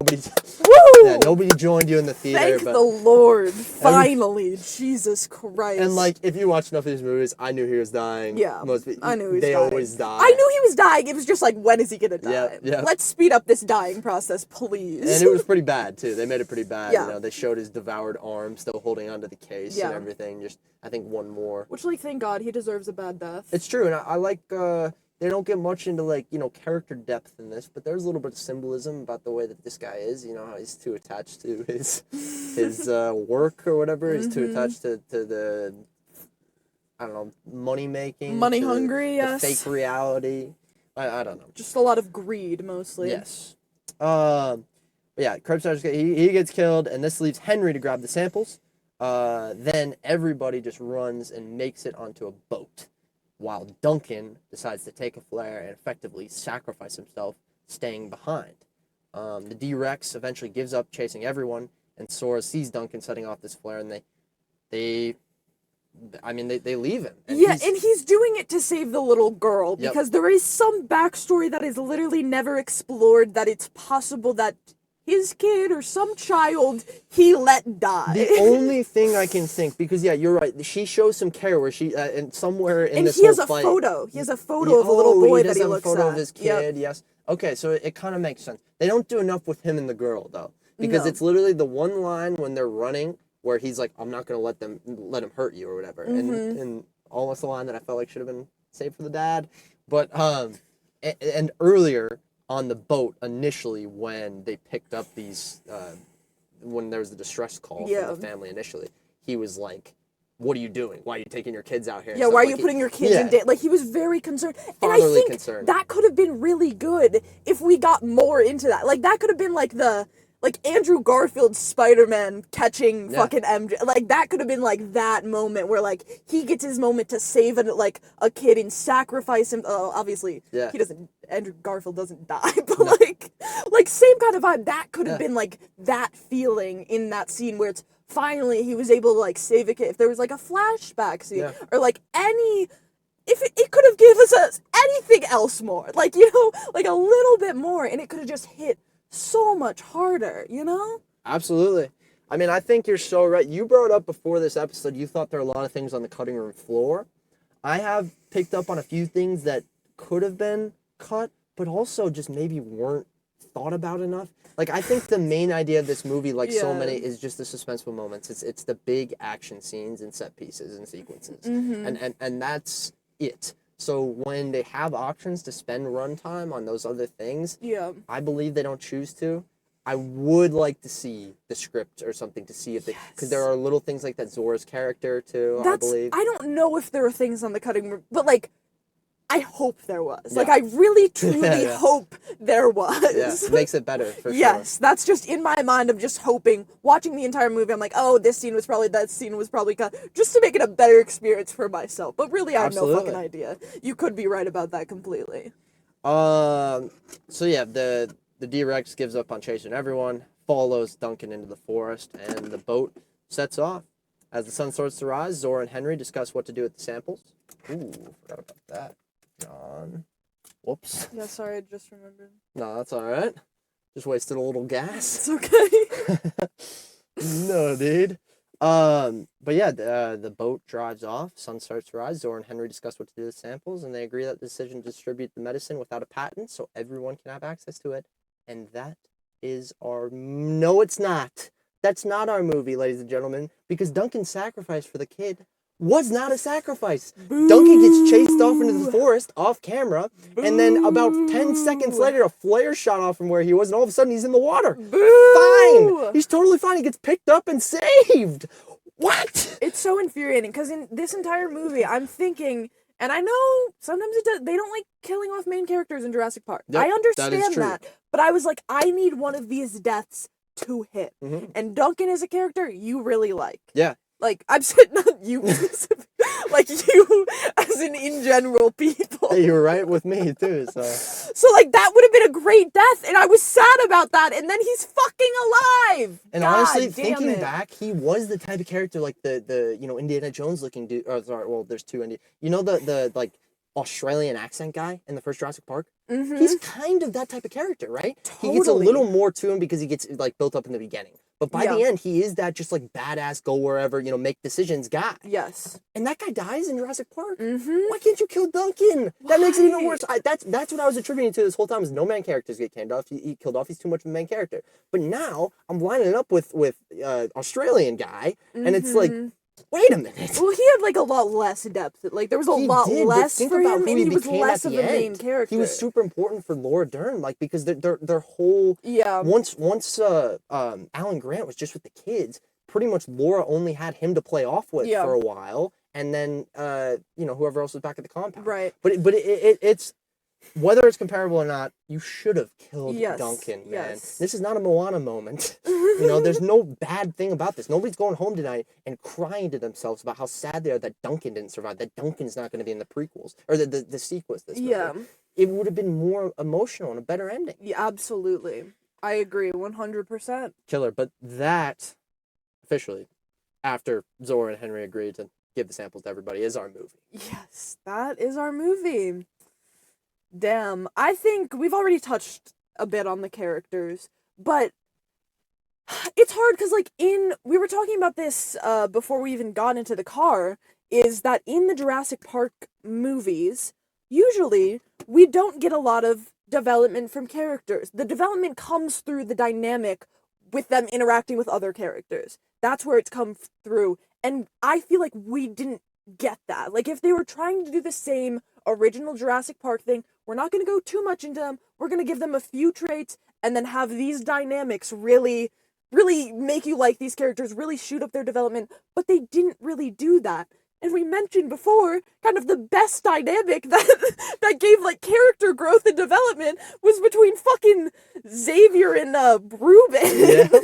Which is so stupid! Like, there could have been, with just some better writing, some really good scenes between Henry and Zora. Mm-hmm. Henry and Zora, between Duncan and Zora. Like, there could have been some the kid stuff played into more, just like with Alan Grant in the original. Yes, there could have been some amazing development just with conversations in between, getting a little bit on the inside, but that just didn't happen. Yeah. And specifically, I'm upset with Zora's character, because I think she could have been so fucking cool. There were a few scenes, we didn't really mention it, where you do see some vulnerability. Like, she's sitting on the boat, and you can see she's crying, and Henry comes out and starts kind of talking to her. That could have been a longer conversation. It's never explained. Where we really got, like, an insight to what she was thinking, but instead, we just really didn't get any actual vulnerability from her. Yeah. Like, we were talking about this in the terms of your what makes a good female lead character, that she has the agency 100%. If we leaned just a tiny bit more into that vulnerability, she would have been an amazing character. And it pisses me off so much, especially because I love Scarlett Johansson so much. She is honestly just like one of those badass action stars of like the 80s. Yeah. And it's like a character type that I think a lot of people like. And I do think there would be a lot of men who latch on to this character and love it. Because they love watching badass women out there. They love their Sarah Connors, and they love their what's the girl's name in Mad Max? But Furiosas. But when you have those little hints of depth, you know, and then you don't go anywhere further, I feel like it makes it so much worse. Because if you could just take her face value, then that would be fine. Whatever. She's like, some people could like her. Maybe she's not our favorite. But when she has these little aspects that we don't get to know, it's just like, you know something's there and you don't get to uncover it. Yeah. And it's I think you articulated really well what the problem with that is. It's the dynamics. Yeah. It truly is. And I do think with what you're saying of like a lot of people love these characters, specifically a lot of men, I think, really, really love these just badass women characters. They have no vulnerability, all of that. But that just really leads into like, it feels like now we're making Zora for the male gaze, you could say. Yeah. Like, because people have fucking layers, okay? And, like, it needs to be, like, a realistic character. And as much as I like some of those characters, I think they're awesome, but, like, it's very much they're giving these characters for the men. Not to mention, ScarJo's got acting chops. She can act. And she's been fucking through it with just characters for the male gaze basically her entire career, which 100%. is very sad that in the year of 2025, she's still fucking doing that. And it was so close to not being that. There just needed to be like one more scene, and it wouldn't have been like that. I don't think it was a male gaze character. Because they didn't They didn't over-sexualize her. Yes, they didn't sexualize her, which is like pretty much the number one component. But it is like they tried to take a woman, paste it onto a man, and then make that the character. That's what it felt like. And not to, you know, the type of man that's that 80s action star. Yes. That was what it was. And so you are going to make a lot of men happy by that. So it's not the normal term, but it is. That's the thing. It's still doing that. It's still going for the male gaze, but they're taking out the over-sexualization because you can't do that anymore in this year. But you can still make a character for the male gaze without it being super inherently sexual. Yeah. So I think it's a shame that that's still happening, and it could have been fixed. It could have been so much better. She could have been such a great fucking character. Yeah. Which is why it just pisses me off that they just didn't let her be that. I mean, if you think back to the story, all of the conversations that we touched, she's barely in it. She's the main character, the main girl that she's marketed out the wazoo for this movie. We barely talked about Zora. She was just there along the story. It's so sad, man. And especially, like, they did a very good job with this cast just setting up what their little quirks are. You know, you have very different characters in almost every capacity. The kids I actually thought were pretty decent kid characters, which even the original Jurassic Park, sometimes those kids piss me off. Yeah, absolutely. So I was kind of impressed. But when the main character has nothing going for her, and between everybody, you have no good character dynamics going on. You have nothing that changes anybody. The only drama you have only happens in minute 10 and minute, 120 or whatever. I'm completely with you on all that. Yeah, I think it's a shame that they wasted her character. As far as for the other characters, it's just like, I think what was his name? Martin Krebs? Is that his name? Yep. That's his name. Like, his character was really well done because we don't have to know a lot about him. Yep. We don't, and he portrayed exactly what he needed to, obviously by my reaction to that one fucking scene. I'm glad I got fired up on the podcast again. I feel like I haven't gotten really angry about something in a second. So I'm glad we could bring that back. But like, his character did exactly what it was supposed to. I would say that's a good character. I would agree with that. A great character. I think, again, with Duncan, we could have done more with him. And what we could have done more with him is more conversations with him and the kid. Yeah. Exactly. We could have had more of that dynamic, and just to see a little bit inside of his brain. Because the only thing we're getting from him of why he wants to protect this kid is from what he's saying and like the one picture of his son that we see that he grabs. Yeah. I really, so much of this, I'm just thinking back, it's like, they didn't want to waste the screen time on it. Yeah. And it's so sad because you don't understand that makes those suspenseful moments better. Yes. It does. When you care about the characters more, every life or death situation is going to feel more important. Completely. It's really sad. I will say, for Martin's character, I did mention in the story, I think they could have gone further with him. I don't think he's a perfect character, but he does exactly what he needs to do as a villain. Exactly. You're absolutely right. And so, I honestly believe, even the supporting cast, they do enough to kind of get by. Yeah. Like, they do enough to just be decent.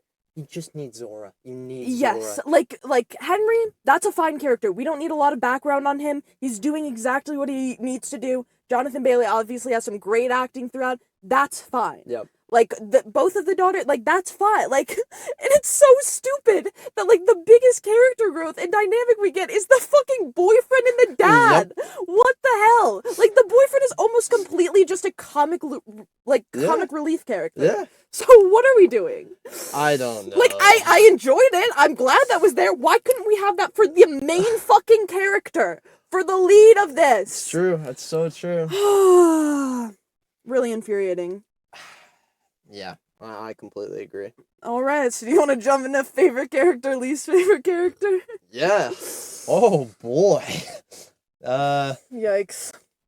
Would you like to go first for favorite? You can go first. Okay. For my favorite character, I'm going to go with Duncan. Even with how he's written in the end, overall, just his personality. I think that so often, the kind of, like, muscle guy, and so many boat drivers or helicopter drivers or whatever I've seen, they get lost in the mix a little bit. They end up being the ones who are kind of killed off early, or who just, like, they try to have a big moment with and you don't really care. I cared when Duncan died, when I thought he died. And I was pissed when he was alive. So it kind of shows how much I enjoyed that character itself, and I thought the closed book on him would have been perfect. Absolutely. But yeah, that'll be mine. I'm gonna go with... Oh, wait, honorable mention for Dolores, too. For Dolores? That little dinosaur was so fucking cute. So cute. Totally So just sell adorable. plushes, though, right? Absolutely. Oh my God. Absolutely. But I'll fucking buy one. Oh, same. I Sign want me one up. now. It's so cute. I'm gonna go with... Well, I'm gonna do honorable mention for, Xavier, is that his name? Yeah. Who was the boyfriend. Wow. I just thought he was a really good comic relief character, and he honestly had some growth and some great moments. He did. So, honorable mention for him. But I'm gonna go with my favorite character as... I'm gonna go with, Henry as my favorite character. Henry. And not just because I love Jonathan Bailey, okay?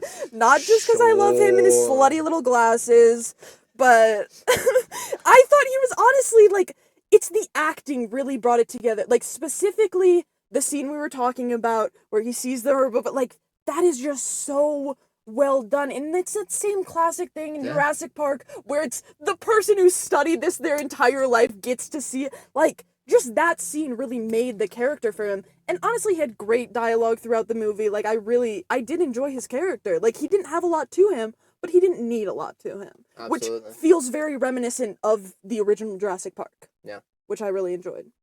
Least favorite? Would you like to go first?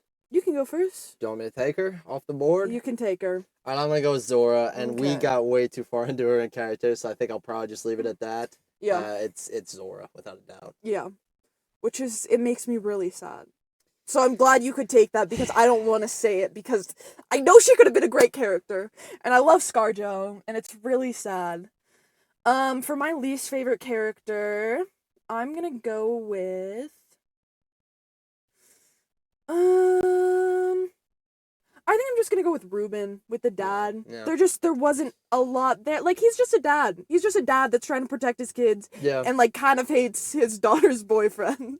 Like, very just...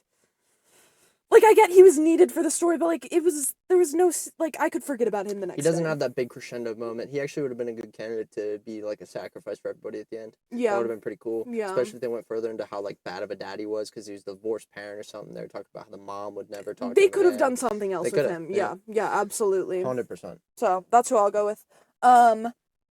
Best scene? Do you want to take it off the board? Or do you want to go with a different one? Since I took Zora, I'll let you have it. Oh, okay. Or do you want to both do a different scene? Because we already... Like, that We is... can, That is okay. 100% The unequivocally the best scene yes. is one. Yeah, it's Which we when already Henry mentioned. walks up on those massive dinosaurs. It is true and I don't say this lightly, it's movie magic. The theme Yep. plays, the zoom out where it reveals that there's not just two, there's a whole herd, and the emotion on Jonathan Bailey's face. It's fucking Yep. masterful. Absolutely. Masterful. Yeah. Oh God, now So I'm we'll gonna have take to that pick. off the board. Yeah. Because I feel like that's too easy. That's too Agreed. obvious. Agreed. I should have made you pick another character other than Zora, I guess. But that's okay. So then, for favorite scene, besides that, Mm-hmm. what do you want? Anything off the top of your head? Should I go? I don't want to say the stupid scene. Let me think. I would say I honestly, I really just enjoyed that last big action scene. Yeah. Just how it was shot. There were a few where you could see what's it called? The D-Rex? Yeah. You could see the D-Rex coming through the smoke, and it was Yeah. just really beautifully done. There were a few things where it's like, that's too fucking convenient that that's there. But it was overall just like a really well done action scene. I specifically really love the scene where fucking, Martin Lee like drives away with or Zora under the car. Like that was just such a cool scene. Like she's like, what the fuck? Like her Absolutely. acting in that. Like I just really enjoyed. Honestly, the action scenes, they fucking get me. I really enjoyed pretty much all of them, but I'm gonna go with that as my favorite, other than the obvious one. That's tough. I actually had gripes with quite a few of the action scenes, or Yeah. a couple of the action scenes, but I am gonna try and pick one of those. I think, honestly, it's really hard for me to think of a favorite. It's, so many scenes in this to me were just more of the same, and so much of the dialogue was so mediocre. Mm-hmm. I think I'm probably gonna end up taking. Oh God. I mean, you don't man. have to go with an action scene. Yeah, well, I can't even think of any scene right now that I'm trying to. Okay. I'll go with when. I like the moral quandary when they are deciding whether or not to pick up the refugees on the boat. Mm. I thought that was cool to get to see the dynamic between, okay, who's going to put their foot down? And I was invested in, like, whoa, this kind of is like, we get to see how our characters are based off of this one decision, because you have money and the job, or you have human aid. Yep. So I that'll be mine. Yeah, that's a good one. Yeah, it's a tough one. Is the worst scene gonna be easier for you? Yes, dude. Do you have one top of I have mind? so many bumbling around. I'm gonna go quick honorable mention. If you don't, actually, I don't want to steal any of yours since I'm going first, so I won't. But I'm gonna go with Jonathan Bailey falling. I think that was bullshit bait and switch, and I don't, like you said, the reaction of people finding him after, which is technically the very start of the next scene, but it's just so unrealistic, and it almost felt like there was something there that wasn't supposed to be. Like, the way that they got back together. Mm-hmm. And I don't like a fall that should kill somebody not killing somebody. Absolutely, that's totally valid. What do you got? I'm gonna go with I mean, there's a lot of bad scenes. Yeah. I'm going with it's hard to think of I'm trying to think of a full scene that I really hated rather than just like a moment. Yeah. You know? I'm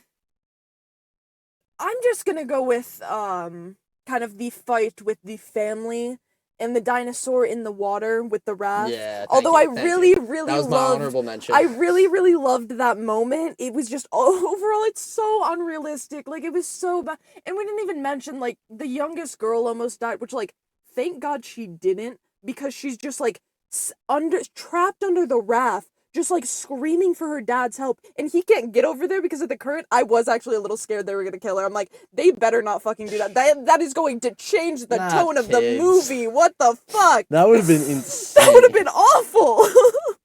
If they killed but the it's kid. like, she should have died. Yeah, like, yeah. there was no way that she didn't die in that scenario. Oh. Same with the dad. Like, there were just too many Same with the problems kids with in it. Jurassic Park. Yeah, You know, yeah. the shit that they escaped. Yeah. You know? It's the same stuff. Yeah.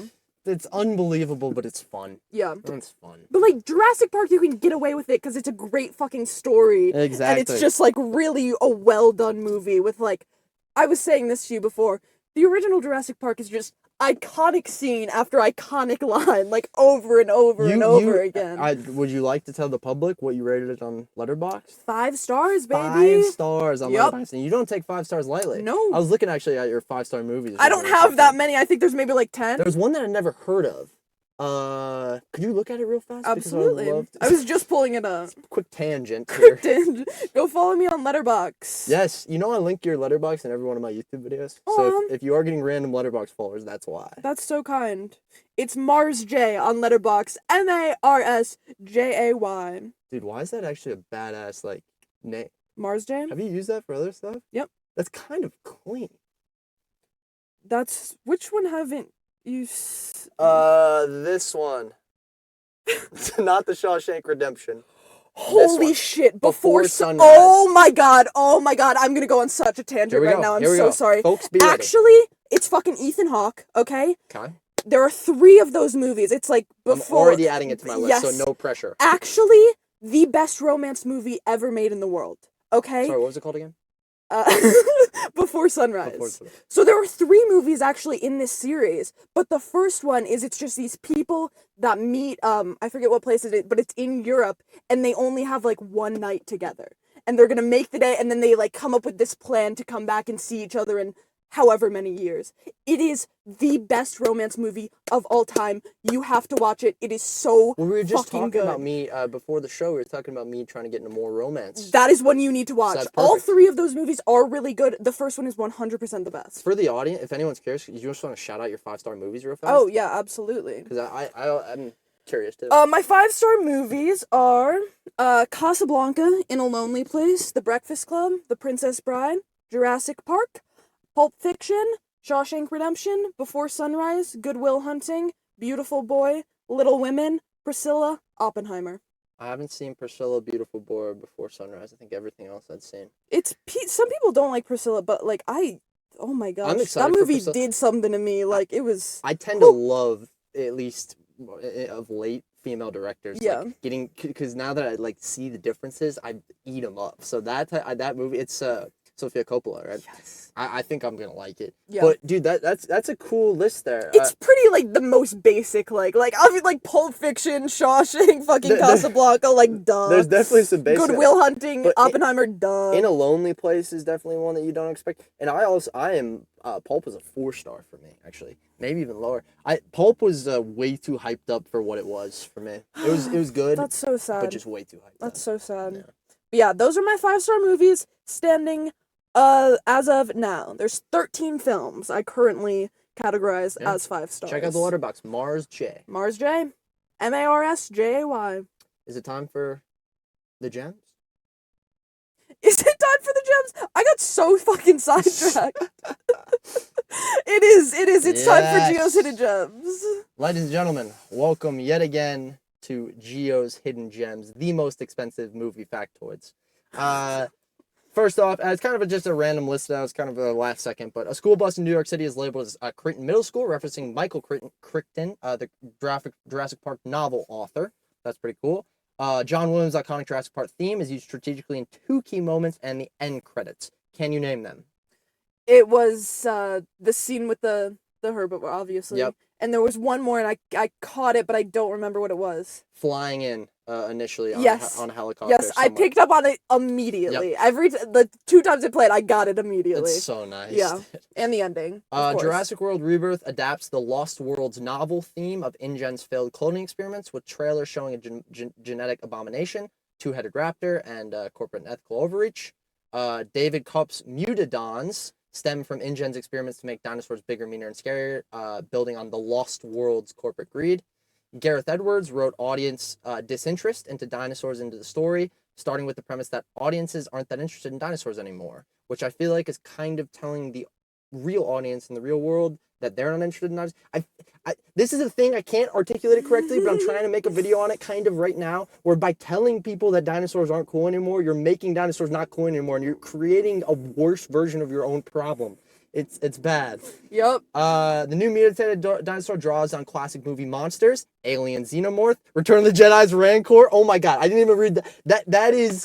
You fucking I was got it so spot onto it. on. And the Holy original shit. T-Rex. That it's designed to be scarier, continuing a trend of spectacle-driven hybrids. Dude, that's crazy. I knew it exactly. Yep. That is. Oh my god. I didn't pick up on it, but as soon as you said that, I was like, oh yeah, you're so fucking right. 100%. Zora Bennett is the first on-screen human to brutally kill a dinosaur with a gun. underscoring desensitization by shifting dinosaurs from awe-inspiring creatures to violent threats. Now, I don't think the tone of that was consistent in this movie all the way, but I do see that in that scene. The Megalodon continues the militarization trend. We've been talking about that. Gareth Edwards' need for something new and fresh, and the removal of a scene to maintain pacing. There was at least a scene removed, I have here, suggests narrative aimlessness, echoing my critique of Fallen Kingdom's "Where do we go from here?" struggle. Sorry, I think this was the same like ChatGPT document that I was talking to it about my video on, so it's kind of confused. Gareth Edwards used 35mm Kodak film stock with Panavision anthropomorphic lenses for a nostalgic, richer look, attempting to recapture the original's tactile realism, but potentially undermine the narrative's flaws. I didn't pick up on the 35mm, so I'd have to look at it up against Jurassic World to really feel it. The Dilophosaurus is depicted in CGI instead of animatronics for the first time, supporting that's something. Jonathan Bailey, as Dr. Henry Loomis, plays a clarinet solo in the score during a scene where his character touches a dinosaur. I heard him talking about that. It was like really like how he talked about it was very cool. He was like, I was there just like observing and like hearing them play the John Williams score was so insane. And then after I was there a few days, like I asked if I could like come in and bring my clarinet, and then they just let me play, and I'm like, holy shit, that's the fucking dream! Holy shit! Amazing. You should watch the video where he talks about it. It's really amazing. But it's that type of stuff that you don't think about, but that is part of what creates that movie magic. Obviously, it's John Williams' theme. Obviously, it's the cinematography in that moment, the overall slowdown. But those little human elements of what you add, how much that does to bring it off screen, that is amazing, man. Yeah. That's so fucking cool. Oh, it's so cool. And him talking about it, like, he was so excited I gotta watch that. Can you send me? I truly have to watch that. I will. Character names like Zora Bennett, Duncan Kincaid, and Martin Krebs reference notable scientists or scientific concepts, e.g. Dorothea Bennett, Trevor Kincaid, or Krebs' cycle. This is tying to the franchise's scientific themes, but it is overshadowed by the action focus in this movie, obviously. And that is it for Geo's Hidden Gems. Wow, look at that. Some good gems today.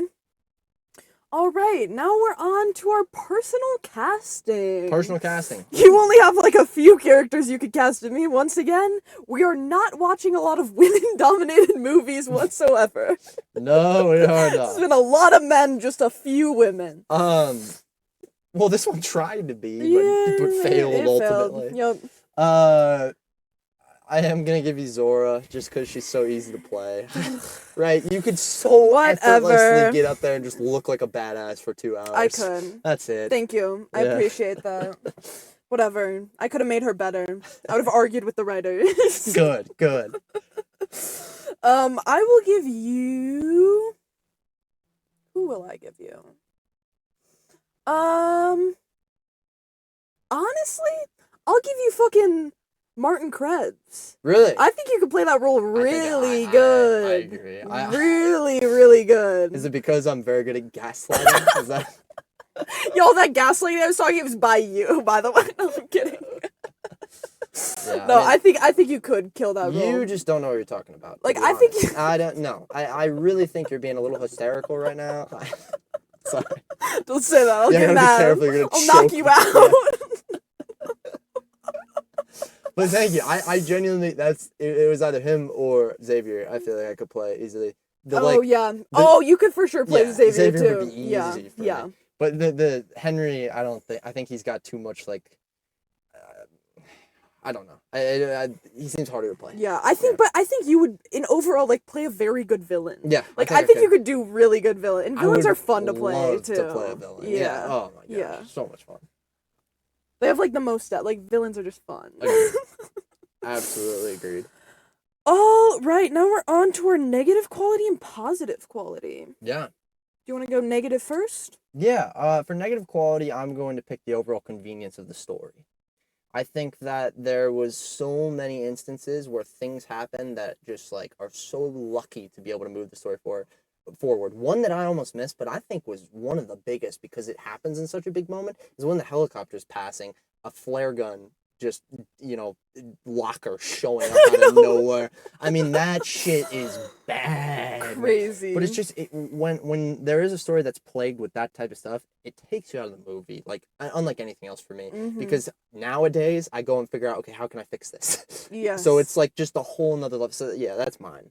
Yeah, that's so valid. I'm gonna go kind of along those lines, but just the inconsistencies in the writing. Yeah. Because I don't want to say the writing overall, because some of it was written really well. Like, Yeah. there are some lines that, like, really fucking One hit. line in specific. One line in specific. But, like, overall, it was a lot of it was very lost. It wasn't great. Like, it could have been improved by just writing a few more scenes that really just showed the character development, showed who these people are. But like you said, I think they weren't doing that because they're like, I'm not gonna waste time on that. Action, action, action! Yep. Like, that's what they want to do. 100%. So, that's annoying. Positive? Positive quality, I don't do this much. I'm actually gonna group them into one: the sets and costumes.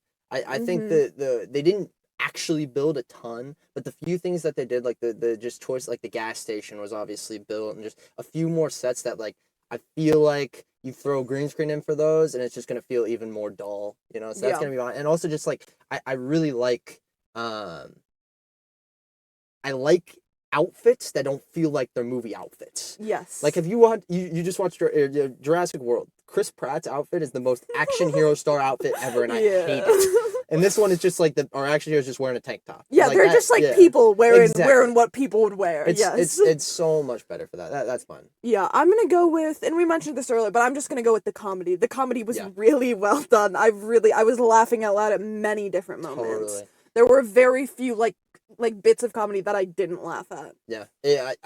Or at least give it like a I forgot I thought you were gonna say special effects, so I was trying to go off it. I guess we probably should mention here that the CGI was, I couldn't poke a hole in it. It was fantastic. Yeah. Yeah, usually I let you talk about Yeah. that stuff because you know more about it than Yeah. me. No. I mean, it was what they did to show off dinosaurs with genetic mutations. I thought was really cool, and they didn't go too ugly to the point where I didn't want to look, but it was scary. Yeah, absolutely. Yeah. And real. That's for sure a huge positive quality. 100%. Yeah. All right. Oh, real fast, because I forgot to mention it before Geos and Gems. Best line that we already talked about, I think, is going to be, what does he say? I've got some weed. That's it. It's just that whole thing where he's just going on, and everyone's just staring at him. And dude, it's like, it might be a little damp. Our theater in Colorado is just cracking up, dude, bro. Yes. That was definitely the best That was line. so good. But also, another mention for Henry's line kind of talking about the, what was it exactly? You said it before. The world, we think we're in charge, or we think we're in control. Really, when we push it too far, Mother Nature's gonna take back over, or something like that. Yes, yes. That whole thing that he was also just, like, amazing, and really hit me, especially from a previous conversation that I had today, that we were basically saying that same shit. That's pretty cool. So, what the fuck is that? A dinosaur. It's a plane. That's a plane? Yeah. Why does it sound like that? I don't know. Why is it flying so low over here? Isn't the airport that way? Where is it? Do you It see went it? over us, like, to our left. Okay, sorry. Yeah. That was so loud. Hey, I don't know if you guys could hear It's that. not a fresh out the film episode if you don't get distracted. That's so fair, and I've been so on it today. Yeah, you're I've not too been engaged wandering this much. whole time.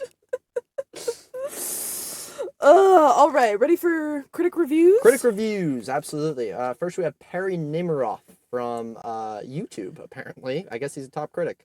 This is a big movie, but one of its best qualities is how focused and intimate it feels.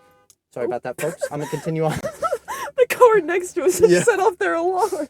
An ideal summer blockbuster-style ride, a riveting and highly entertaining thrill with just enough meat on its bones to add to the evolving themes of the franchise. Hard to disagree with that last statement. I don't think there's any meat on the bones. I think there's less meat than the last three movies. But the last three movies did get too muddled in that meat, so maybe it's a good thing. But this is a 3.5 out of 5. This is one of our positives. Our second positive one is going to be from Jake Wilson from the Sydney Morning Herald. Jurassic World Rebirth can only be recommended for a specific age group, roughly between 10 and 14. Any younger and the set pieces might be too intense. Any older and they're likely to see this material so familiar it hardly needs reviving. But he gives it a 3 out of 5. Yeah, no, I would agree with that. I think if I saw this movie when I was like 12 or 13, I would have loved it. You know, there was a kid who's probably he was he was probably about 10, in the bathroom. He was talking to his dad about it, and he was just like, I love just getting to hear kids talk about movies because it's just like whatever is very front of their mind. And what he said about it was like, his dad, right as he was washing his hands in the bathroom, just like, so did you like it? And the kid was just like, yeah, it was so up and down. And I was just like, that's awesome. Because I think that's cool, man. Like, he, you know, what he's catching on to is those big moments and then dropping off for a little while, get some dialogue. And then another big moment and then dropping off. And it's really cool. Yeah. Then we have our bad reviews. One from Sam Adams from Slate. He says that Rebirth dinosaurs are everywhere, but the more you see, the less it means. They're good for a scare now and then, but the sense of awe is since gone. I think that this is what I'm talking about in my video. This is one of the biggest... lower way. 27%. We're vibing. Sorry, the leaf came out. I wanted to make sure we're chilling. Yeah, computer can't die or else we'll lose in this job. No. But I think, the awe for dinosaurs isn't gone because you can still create it. It's just much harder to create. And this is what I'm talking about in my video, and this is what this movie tried to do in a scene, and I almost feel like Sam Adams missed, is they try to create the sense of awe. And at least knowing that it's possible and at least taking a shot at it, I think says something about your movie. Yeah. But Sam says that it's a rotten score. So. Second rotten score, we have Sarah Michelle Fetters from MovieFreak.com. I try to judge motion picture for what it is and not for what I want it to be. But Jurassic World Rebirth makes that annoyingly difficult. 2 out of 4. And that's absolutely true, man. Yeah. They're making this movie as a summer blockbuster to go make a shit ton of money in the box office and entertain those 10 to 14-year-olds first. Yeah. And she's absolutely right. It's if you're looking for that Jurassic Park feel, if you're looking for a great movie, you're not going to get it. Yeah. It's a 2 out of 4 from Sarah. Yeah. And that's it for our critics reviews. All right, now we're on to our ratings. Yes. You want to go first? Sure. Typically do. I'll take it first. Jurassic World Rebirth was, my expectations were set very high for, my expectations were not set high, actually. I knew what I wanted to expect from it, but since the 2 movies before this, it wasn't that high. It still missed the mark and didn't really give me anything I wanted from it outside of one scene. I think that one of the biggest misses in this movie is the convenience. I think that it's so stupid. I think that, like we talked about the character dynamics, they're just missing everywhere. Yeah. And it creates a movie that just feels like a compilation of, and then this happens, and then this happens, and then there's a dinosaur over here, and then there's the bigger dinosaur. And it's just, that's kind of what these movies have devolved into. But when you have the opportunity to do so much more and you don't, that leaves me very sad. So I'm going to sit this one at a 2.1. A 2.1. A 2.1. Okay. It's not slop. Yeah. It's not slop. And it entertained me enough throughout it. It's just not good either. It sits in that middle range, but right below to where, well, I won't say whether I'd recommend it or not yet. Go right ahead. Yeah, I mean, I was very entertained by it. I did have a good time. Like, there was no moment where I'm like, this is fucking boring, I just want this to be over. I did enjoy a lot of the action scenes, but the biggest problem is just, like you said, there's so many things that are happening that are just, like, it's way too convenient. Like, maybe we can have that happen one time and I can get over it, but time again and time again, sorry, I was gonna say time and time again, but then I said again too soon. Time and time again. It keeps happening, and it's just like, come on, it just takes it. Like, I get dinosaurs, like, being genetically engineered, like, that's all fake, but, like, it makes it just another level of, like, this could never fucking happen. Takes you out of the movie. Is so annoying. Yes, it completely takes you out of the movie, but I thought there was some really great acting. I did really enjoy the action scenes, so my biggest problem was really that happening, all the convenience, like, shit happening, and Zora's character. That was really, really upsetting for me that they couldn't make her just a little bit, like, more development, and she could have been such a good character, so it really, really pisses me off. So, for that reason, I am going to set this movie at a clean 2.0. Wow, just one Just under. one under you. God, I really thought you would go higher than I on this one. It's really, I would have, if it wasn't for, like, during this conversation, I'm getting so fired up about her character. Yeah. And it's really, it just pisses me off It's when if you can do something with a character and you just don't. And she could have been such an iconic character. Why? When you came out of this movie, right? If, like, right when you exited the theater, I shoved a mic in your face and was like, give me your rating. You probably would have, where do you think you would have sat at that point? Like a 2.5. Like a 2.5. Somewhere around that, yeah. Up a little bit higher. Yeah. When you like go in depth on conversation about this movie and really unpack like what was missing, I understand why it gets brought down. I wonder if I'll bring it down further. I don't know. It's still, with all of these ratings, since we're getting in the car, we're having a conversation, then we're rating, they're all subject to change. Oh, yes. Well, like, they 100%, this is just what I'm feeling right now. Yeah, and there will be a year-end episode where we go back, where we rewatch some of the movies or whatever, and we kind of discuss where our ratings were, which ones were 10 times off, what was directly on. And I do think, I haven't mentioned this to you yet, but I'll bring it up on the podcast. I do think we should do a definitive ranking of all of the movies we've seen that year. Yes, I love it. We'll build it. We'll get together and build a good outline for that episode, because that'll be real fun, dude. Be ready, end of the year. Yep. It'll be good. All right, with that all said, would you recommend people see it? I think, can I go first? Yes. Sorry, I didn't mean to ask you a question. You're asking yourself that question. I was asking me, I'm going to give this a very similar, thing that I said when we watched The Monkey, which is, if you just kind of want to have, like, a good, silly time, maybe, like, have a few drinks and go into the movie, you'll have a great fucking time. You will. But if you're looking for a movie that has good story, good characters, you really want to get into it and all of that, this movie isn't going to be for you. Agreed. It depends what you're looking for, and I'm going to go on the side of don't go see it, but I think it's because of my biases. What I look for in a movie is to be thinking about it after. I like going in depth. I like having a conversation like this and figuring out the layers that we didn't think about initially. This has none of that, so I would say don't if you are like me, but maybe if you want to pop. But if like you're just like with your friends, you want to have a good time, like sure, I guess go see it. But it's nothing that you're gonna really want to like. If you really love movies and you're really passionate, like you're not gonna like this. Yeah. Our next movie that we're watching next week, I think the biggest movie of the summer. Fresh out the film summer continues. Is coming. It's coming so soon. Starring fucking David. What? How the hell do you Corn say? Sweats or something.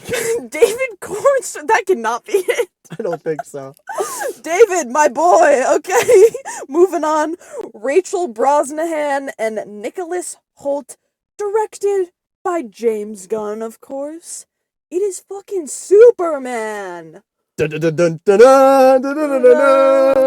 Oh, very excited. The first installment of James, well, I guess not, but the first big blockbuster movie from James Gunn's DCU. And there are a lot of eyes on it.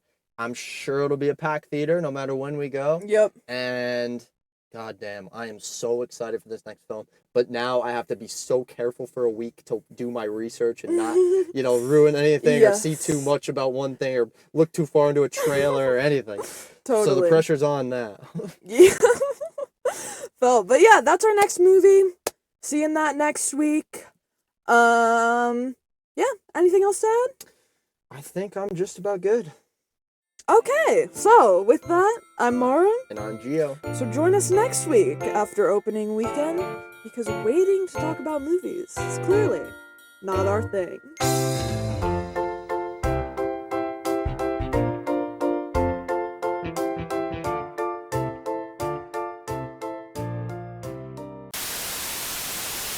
Welcome. Is there the island a specific way? Yeah. I wish I could say, welcome to Jurassic Park. Do it. But it's not the right movie. Do it. We'll get a re-release while you get to do that, 100%. Fuck. We will get a re-release where you get to do it. Oh, I wish we saw Jurassic Park. God Me damn too. it.